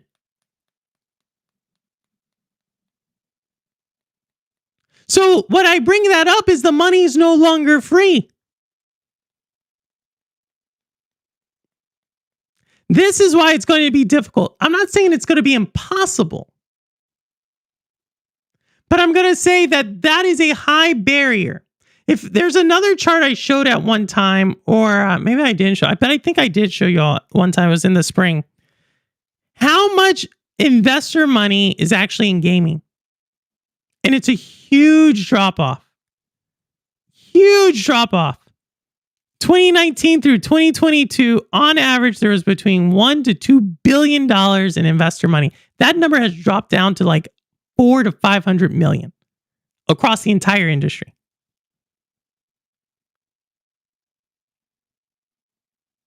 You just saw this company right here. This is not an Xbox studio. That's an Xbox published game. This is the richest company in the world. The richest company in the, maybe with the exception of Nvidia, but Xbox and Nvidia is actually pulling back on their gaming stuff too, by the way. But they are the ones who are saying we're pulling back on our investment dollars. So what do you think is going to happen to the people who aren't $4 trillion companies? They're going to pull back. Oh, by the way, that $30 million was before inflation hit. You see what I'm saying? That $30 million that people love to talk about is a cool number and a testament to that team. But it's just as much a testament to the time the game came out and the free trade that was going on as it is to the fact that they were able to get it done. Double check any of my math. Double check any of the facts I just talked about.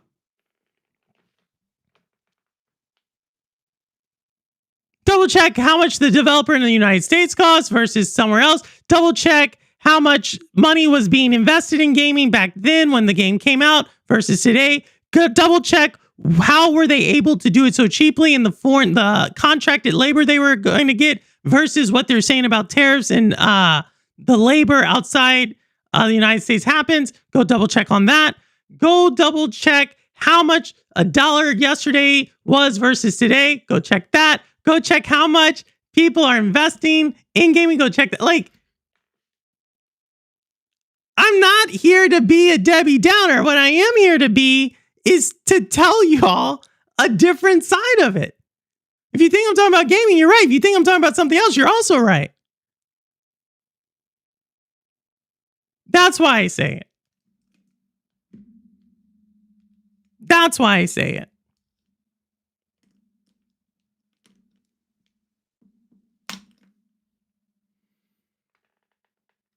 So the people who refuse to support Xbox are to blame for this?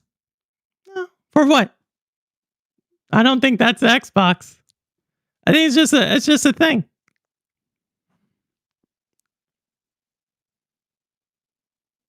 They fixed it. Microsoft is becoming the empire. I don't know about that. I talked about bigger things than Microsoft, right? I like Microsoft. It's just easy for me to target Microsoft to make the argument because they're so big. Like after a while, like the same things that are happening. I talked about Rouster and Wit about this. I think I've talked to Ambi about this before as well. When you are such a large part of the economy and you see the rest of the economy going a certain direction, guess what? You're doing the same thing. So I can easily just pull out like, okay, well, this is the through line. This is how it impacts gamers. That's it. Like, it's not necessarily, like I told you, it's not X, it's Microsoft, man. And then what I just talked about isn't really Microsoft or Xbox, right? I just talked to you about the nature of the beast. It's more to do with what ByteDance? What is their little TikTok thing called? Oh, TikTok. That's what it's called. It's got just as much to do with TikTok taking up people's time. Because right, if they're on TikTok, they're not playing video games. If they're not playing video games, that means you have less eyeballs on the game. Less eyeballs on the game. Obviously, that means that's like less people are willing to like invest in that platform, whether that's a customer or a business. Has just as much to do with AI. AI, you have OpenAI, the makers of ChatGPT. They're looking at going public for $500 billion.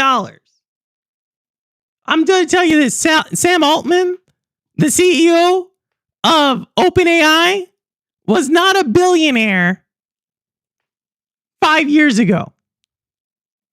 If they were to go public at $500 billion, the kid jumps up to around $50 to $100 billion net worth. That's what they're chasing.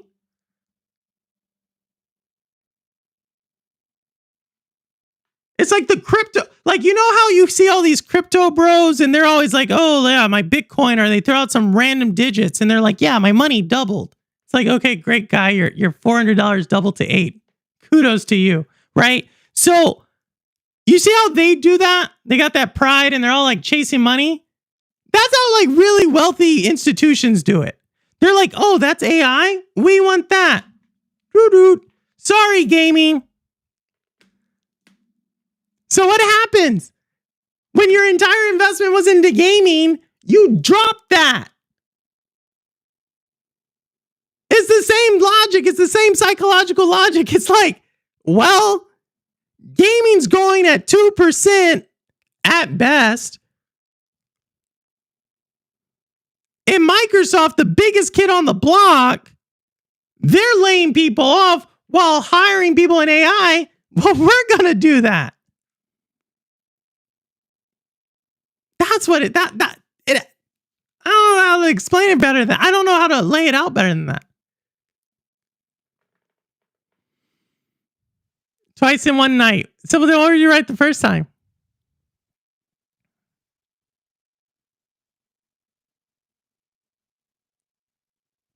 Contraction? Yeah.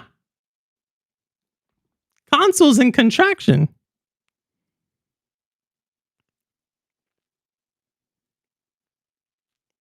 You don't believe it's in contraction?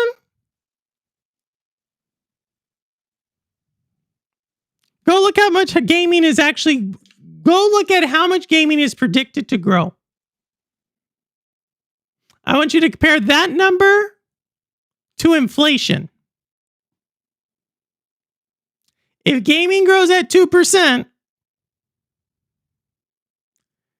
inflation grows at 3.5%, that's a form of contraction, no?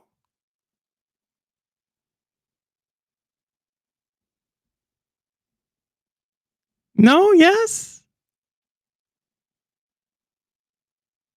If the stock, if my bank account is going to give me 2% interest, but inflation gives me, it's going up 3%, my money's not worth as much tomorrow as it is today. Or it did not keep up. Didn't keep up with inflation. Why? People didn't support Xbox and that's why Microsoft is contracting? No.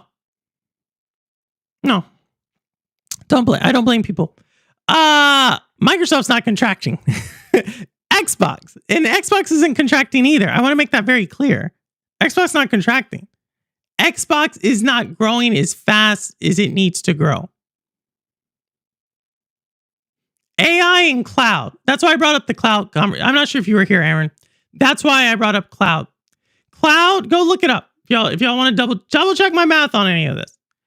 How much money did Microsoft's cloud unit make? What was the growth rate last year?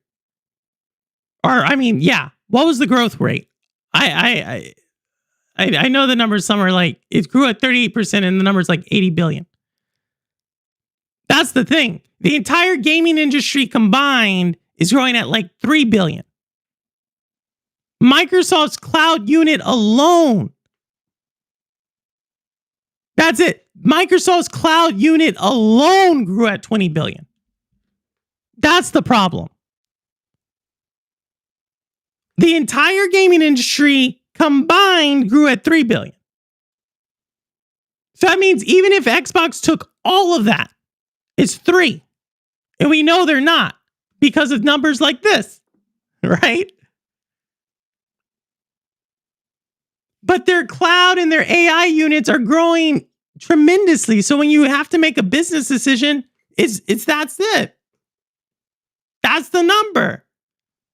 And so that's why I made the whole video about Xbox and Microsoft is at the end of the day, it has nothing to do with gaming. Like Nintendo, they're going to double down. Roblox, they're going to double down in gaming. Why? Because their business is gaming. That's not Microsoft's business. I don't blame them. They have a fiduciary duty. They're going to go chase the shiny thing. So I don't blame people not buying Microsoft. If anything, I blame TikTok.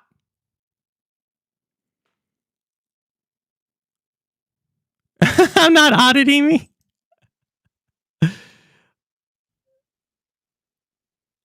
Oh no. Aaron, do you have a mic? You want to come on?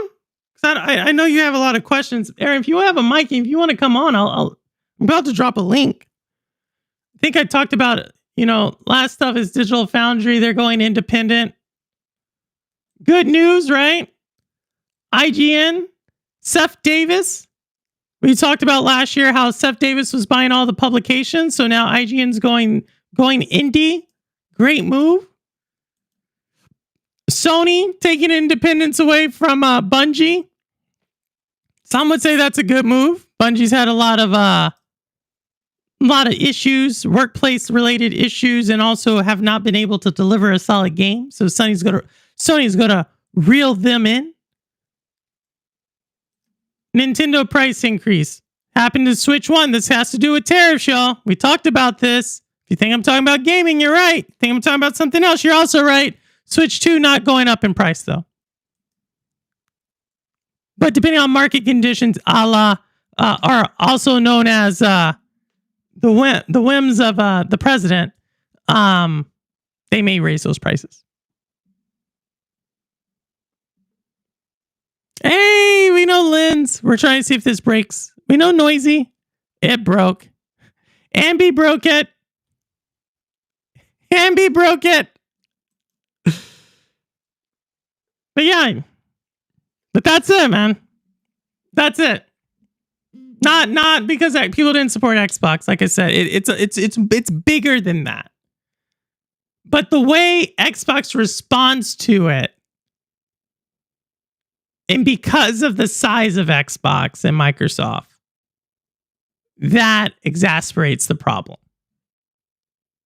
Best way I can explain it. You know what I mean? Like a little person doing something bad, and no one looks at them. He's like, Hello Games.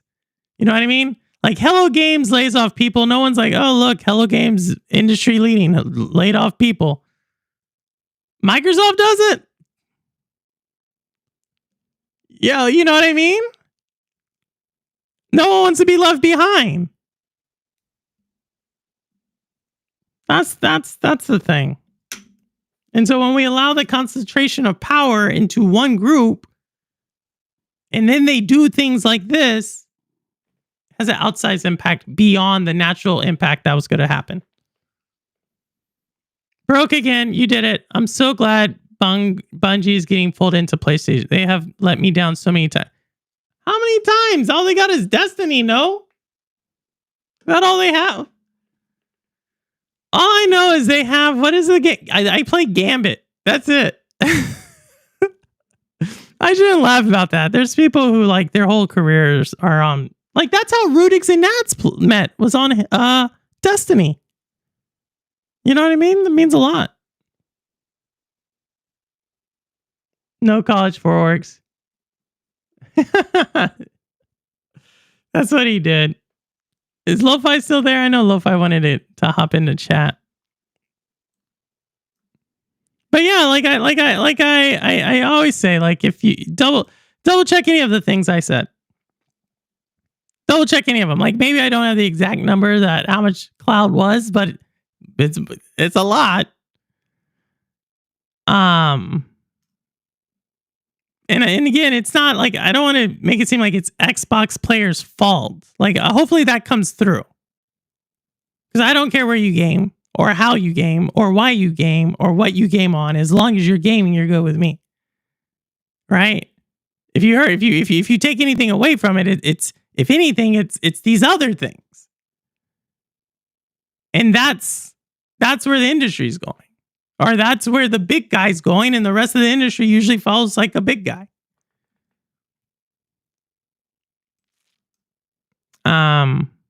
But yeah, it's definitely not Xbox players. I don't even think most Xbox players even are aware of these forces.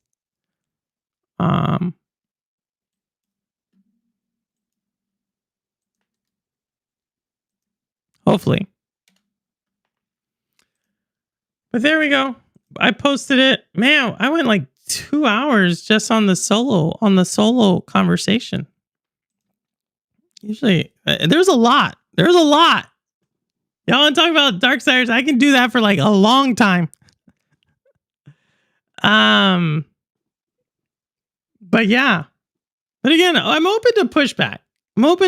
If you're like, Purple, you misstated this number, or Purple, I don't understand your business logic on this, just ask and I'll lay it out.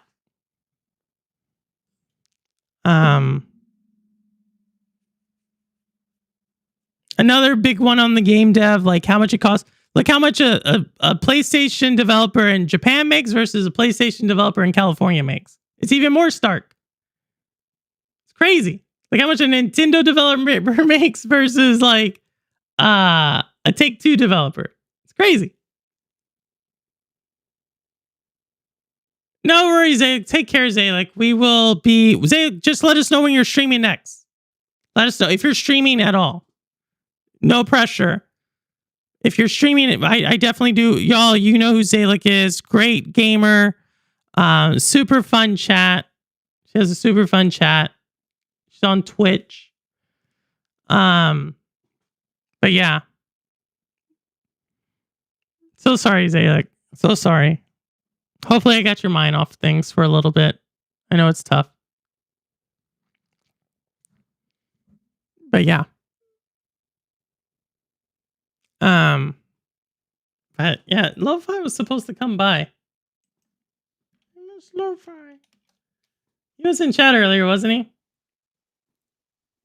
And also, y'all, I do want to tell y'all on the Discord, if you go to the Discord, super excited about this. Shout out to Ambi. There is a new lounge.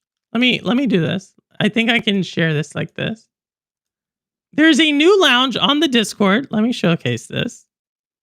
And this was actually inspired by you all.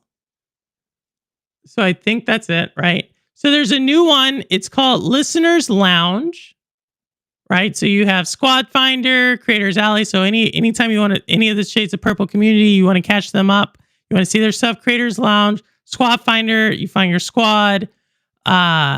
Pet share. This is all about pets. So Zaylik, definitely let us, if you want to share pets in there, let us know.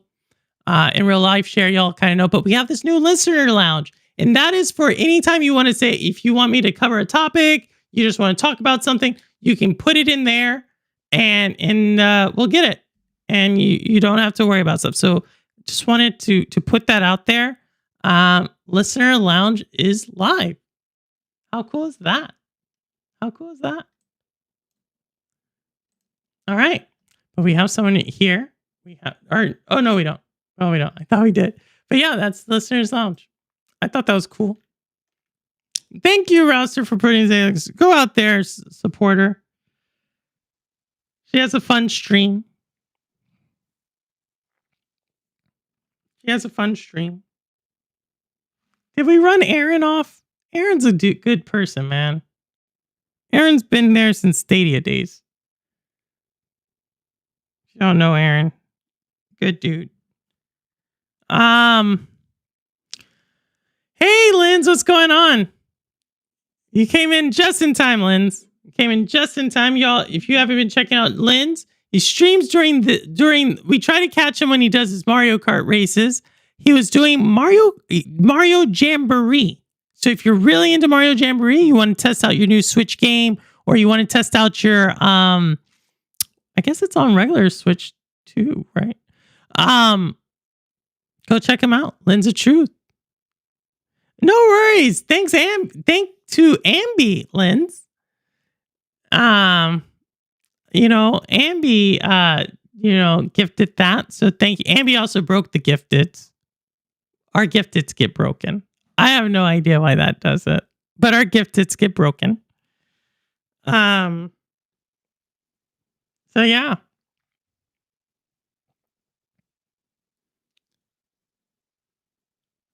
But Noisy got one too. We saw all the people get one.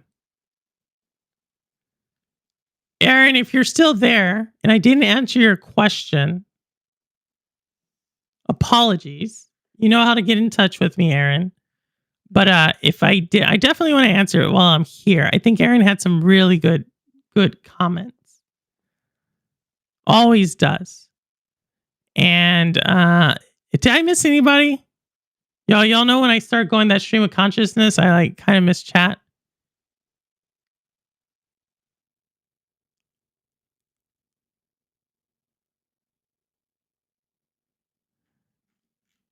And then we see Mel.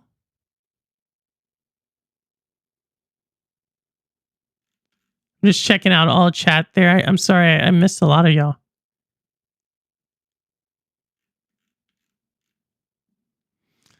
But we'll go for like another 5-10 minutes.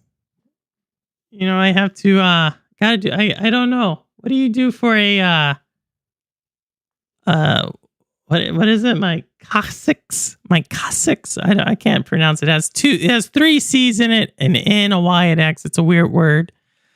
But yeah, like I said, so that's kind of all the topics I had. Lo-Fi was supposed to come on here. We were going to talk about AI, but he didn't come. YouTube is broken in general. Yeah, it is. But yeah, I guess Lo-Fi, we're going to have to do his show later. Because he wanted to talk about AI. Scott seems to be playing online on Disney Speedstorm somehow. Already? I've played for like 2.5 hours and I couldn't get it. Well, if he's let them know. Ambi, I think you downloaded it as well.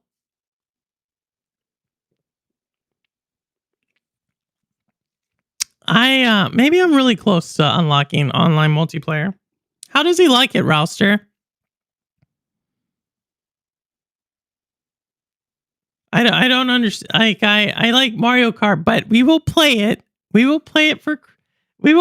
Rouster, the Reaver and Crystal did ask us about a month ago.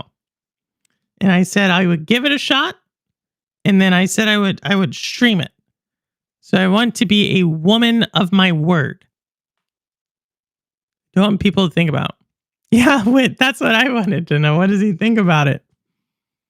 He's going to be our defining factor. Starting to sweat. It's kind of crazy. It's not that hot over here. But yeah, Shinobi, great game. It has a couple more weeks. Hurdling, I am buying day and date. I will not be playing it day and date. And also, like I said, 6 more weeks. 6 more weeks until y'all get to see this awesome project I've been doing.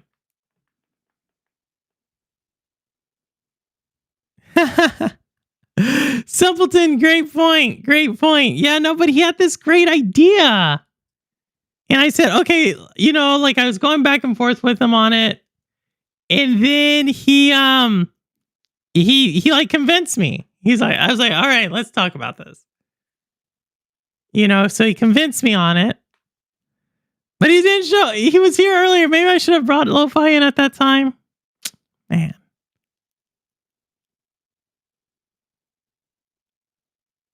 Okay, he likes it a little bit.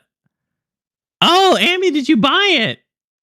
Paul bought it. Mr. Bayroom Plays bought it. I'm not a Mafia type, but who liked Rouster? I could see you liking Mafia because you liked Indiana Jones. I feel like Mafia is going to be in that same vein, very cinematic.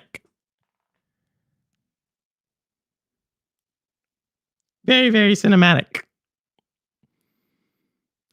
So yeah, big one. People were saying that was gonna be game of the year. I didn't think it had the. I don't think it's a bad game. I haven't played it. I just didn't think it was gonna be game of the year. But yeah, I look forward to y'all who are into Metroidvanias giving Shinobi a try. Also, Ninja Gaiden came out. So there's a lot of stuff out. A lot of the smaller stuff. A lot of stuff I like. You know what I mean? A lot of that stuff is out. So I'm really excited. Pre-order once they said it's closer to Mafia 1 and 2. Oh, really? That's cool. I think tonight. So I played Kunutsigami Path of the Goddess. And I'm basically doing like one level at a time in that game. So I already did that. And then tomorrow I have a fitting. So I'll probably go to sleep a little early. And then Pikmin. I'm trying to get through everything for Shinobi.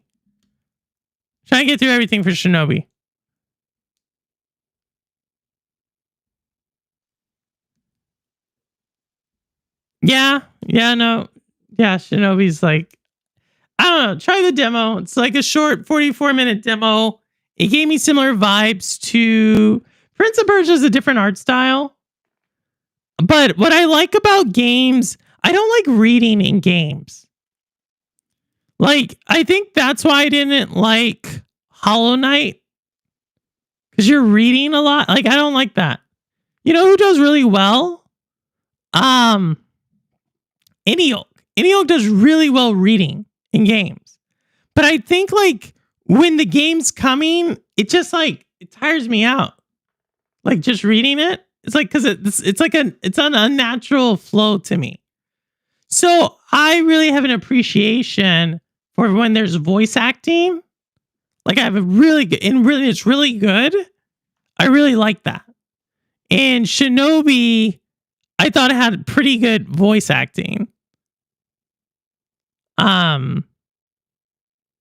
So far. And great animations. The animations are really good. Which is a side scroller. It's kind of all you have, right? But I thought the animations were pretty cool. His ability, Joe, whatever his last name is, he has like super cool abilities. Yeah, I'm pretty excited. Yeah, she does really well. I know she's really into it. I haven't been able to catch her streams. For some reason, she's now in that part of my my thing where it doesn't show when she's live. It shows when she finished being live. Shows when she finished. Yeah, I think that's my issue with Disco Elysium. Disco Elysium was like that for me. You know what I mean? So much, but that one has some voice acting, but it's like so mixed. I want to love Disco Elysium so bad. Like, I so want to love that game, but I just can't get into it. Oh, did she? Oh, she's going through a lot. She's about to get married, right? We have so many life events going on, right? I think what's it? We had Ash had a baby, right? We had Duck and ISO Motion Gaming had a baby. Eniok's getting married. Kind of that time. You know what I mean?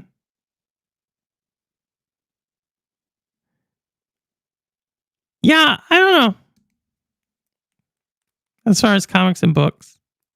But that's just me. I like it when I don't like it when it gives me choices in games. Can't stand that. And so you know who I think did it well for me? What was that opera or that musical? Something Gods. Stray Gods. Is that the name of the movie?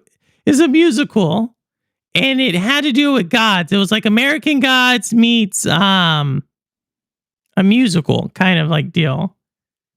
And I thought that was really cool because it had reading, but it had really good voice acting and singing.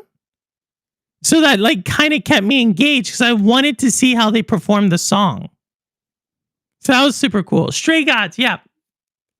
She's already married. Wow. Wow, so she's been really busy.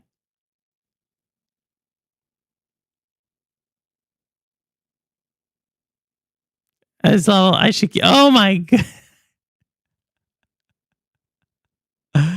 Simpleton, you do that all the time. You level up your character and then you go and then just wreak havoc. No, you'll be done by then. You're gonna be done by next week. I watched Doc Dark play. I watched Doc Dark and Johnny Roadkill play part. I think between the two of them, I watched like 2/3 of the game. Great score. Man, that's going to be a hard contest this year. Like Game of the Year score. Like we have 3 months until I really start making my predictions on this. But Expedition 33, beautiful score.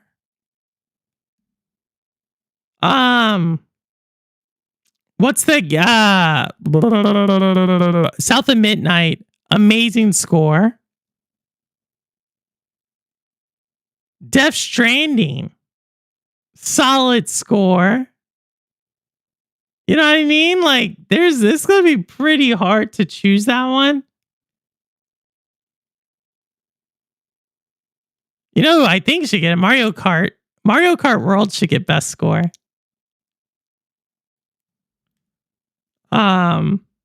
Game of the Year. I think it's gonna go to Expedition 33. I think the industry needs that to win. That's kind of how I look at it. You can look at it Metacritic scores. A lot of people would argue for that one. I also think it's kind of political. Not like liberal, conservative political, like what they want to write about. You know what I mean?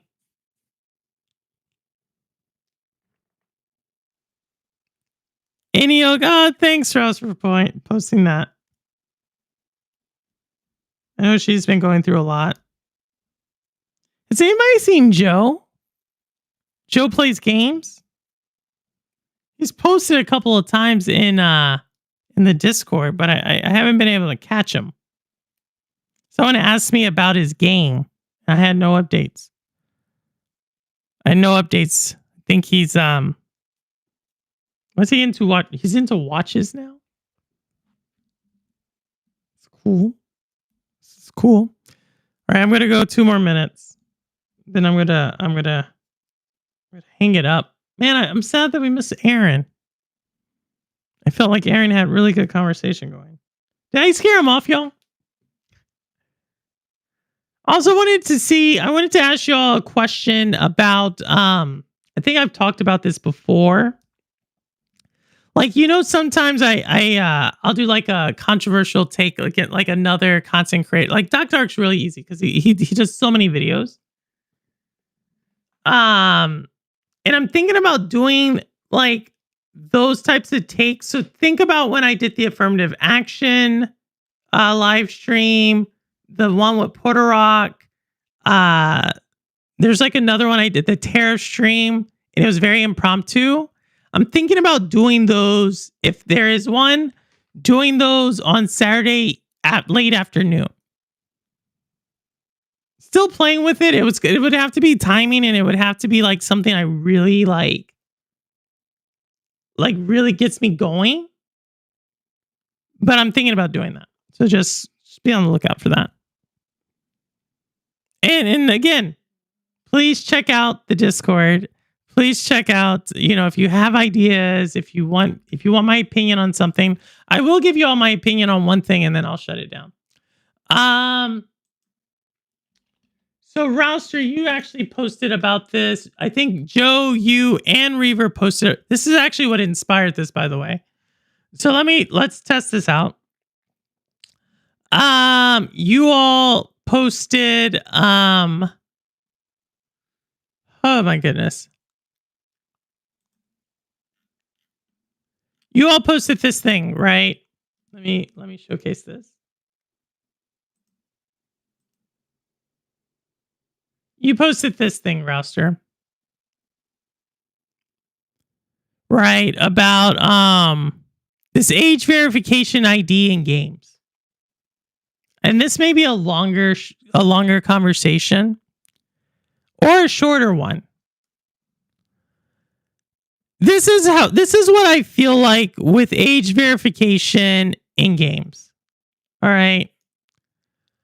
And this is kind of my thing. Oh, that's a really cool game that Zalik posted as well. Oh, I'm not doing it this Saturday. I'm not doing it this Saturday, Roster. I'm just saying you may see that more often. But thanks for letting me know. Age verification in games. I may be a little. Maybe I'm just too old for it, but I actually don't care. Oh, ban games? Okay. I think they're related though, right? Like they're getting pressured to ban games. Maybe I'll talk about that as well. But yeah, what Reaver was talking about was age. I don't care about age verification. Because at the same time, for me to care about age verification in games,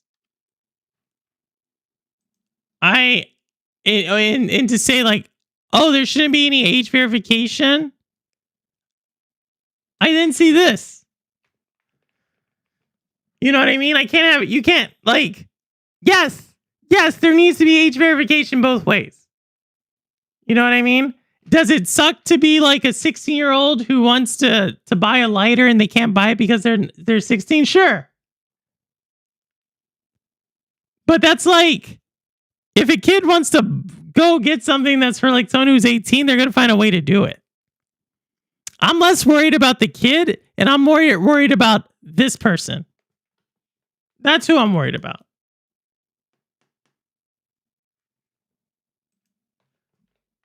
Like like maybe it's because like I'm like what, in my 50s or whatever, but I don't care about age verification. As far as credit card companies banning it, yeah, I think it's a tactic. I think right now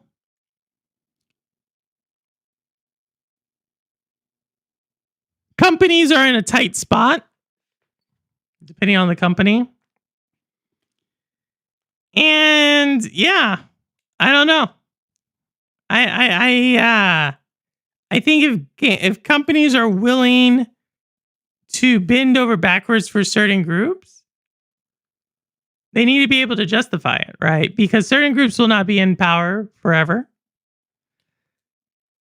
If your thing is about like uplifting voices and communities, totally for it. Expanding access, totally for it. When you're shutting down voices because someone else says that's about that, I don't know. I have some problems on that. Robolica. That's crazy. You're in Canada. You could buy alcohol, but you couldn't buy matches? Right? Because Canadians can drink when they're 18. You could buy alcohol, but you couldn't buy matches? That's crazy.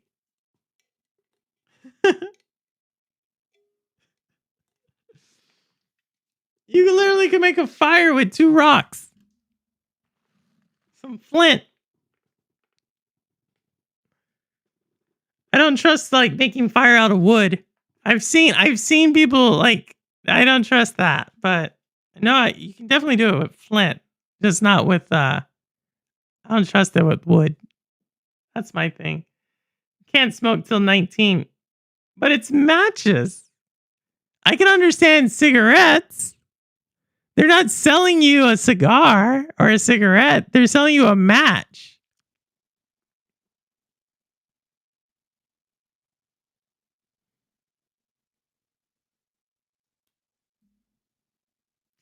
So she can't. I think that's where I think it matters.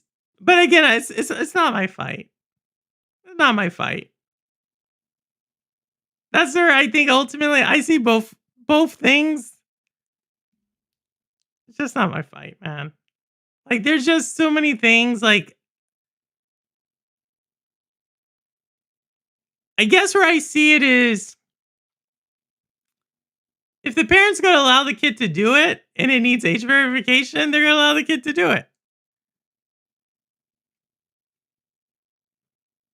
Right? And if the thing says no, we're not going to allow kids to do XYZ, I guess it sucks. You know what I mean? Like, yes, it sucks to be a kid for certain things. I guess that's right. That's where I fall on this. It's like the alcohol argument. Like, there's certain kids around the world, like there is no age on like when you can drink wine. US has it at 21. Other people have it at 18. Like, sucks. Like, you know what I mean? There's always something like roller coasters. You're not tall enough to ride the roller coaster. Sucks. But it's not where I'm going to die on, you know what I mean? I'm not going to be like, oh my goodness, let me advocate for this kid who's 6. No, I don't give two F's about a kid who's 15 years old who wants to play a game. I really don't. Unless it's one of y'all's kids and they're sick or something, but like random kid who wants to play, I don't know. It's just not my fight. The problem is that parents that don't want to watch their kids then blame everyone but themselves when their parenting goes wrong. Amy, that's crazy. You know what? I watched a movie called We Need to Talk About Kevin. Weird movie, man. Weird movie. All I'm going to say is weird movie. If someone tells you that they want to watch We Need to Talk About Kevin, you should watch it. And then the next 3 movies, you get to dictate what you watch, because that movie's so weird. You know what I mean?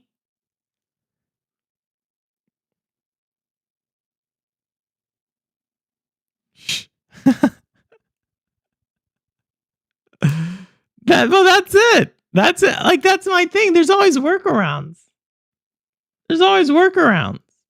But I told you my big thing is this. That's my big thing. How do you stop that? And let me give you a hint. They're not talking about trans people. Let me just tell you, they're not talking about trans or gay people there. I'm just telling you that really quick.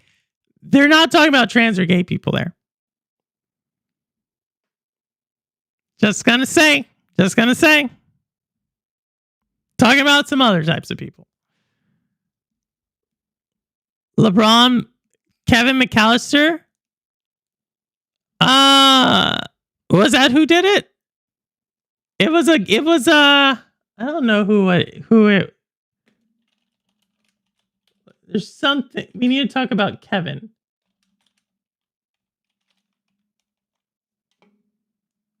I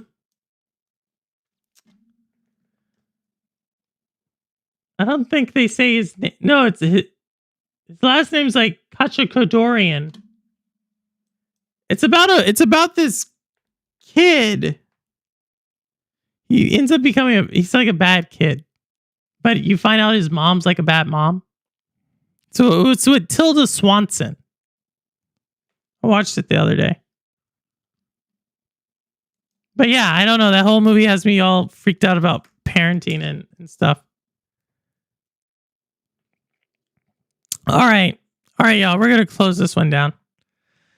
Home Alone Kevin. Oh, no. That kid was also bad, eh? No, this one is about this other. It's Ezra Klein. I think that's their name. I think. I don't know. All right. All right, y'all. That's about it. My back's starting to hurt. So I got to go figure out. I got to go position myself again. But thanks for coming by again. Discord. Thank you all so much. Thank you, Rob, for coming by. Just thank everybody for coming by. Aaron, I'm so sorry I didn't get to your questions. If y'all see Aaron, let him know. Definitely want to talk to him more. But with that, I will see you all on Saturday.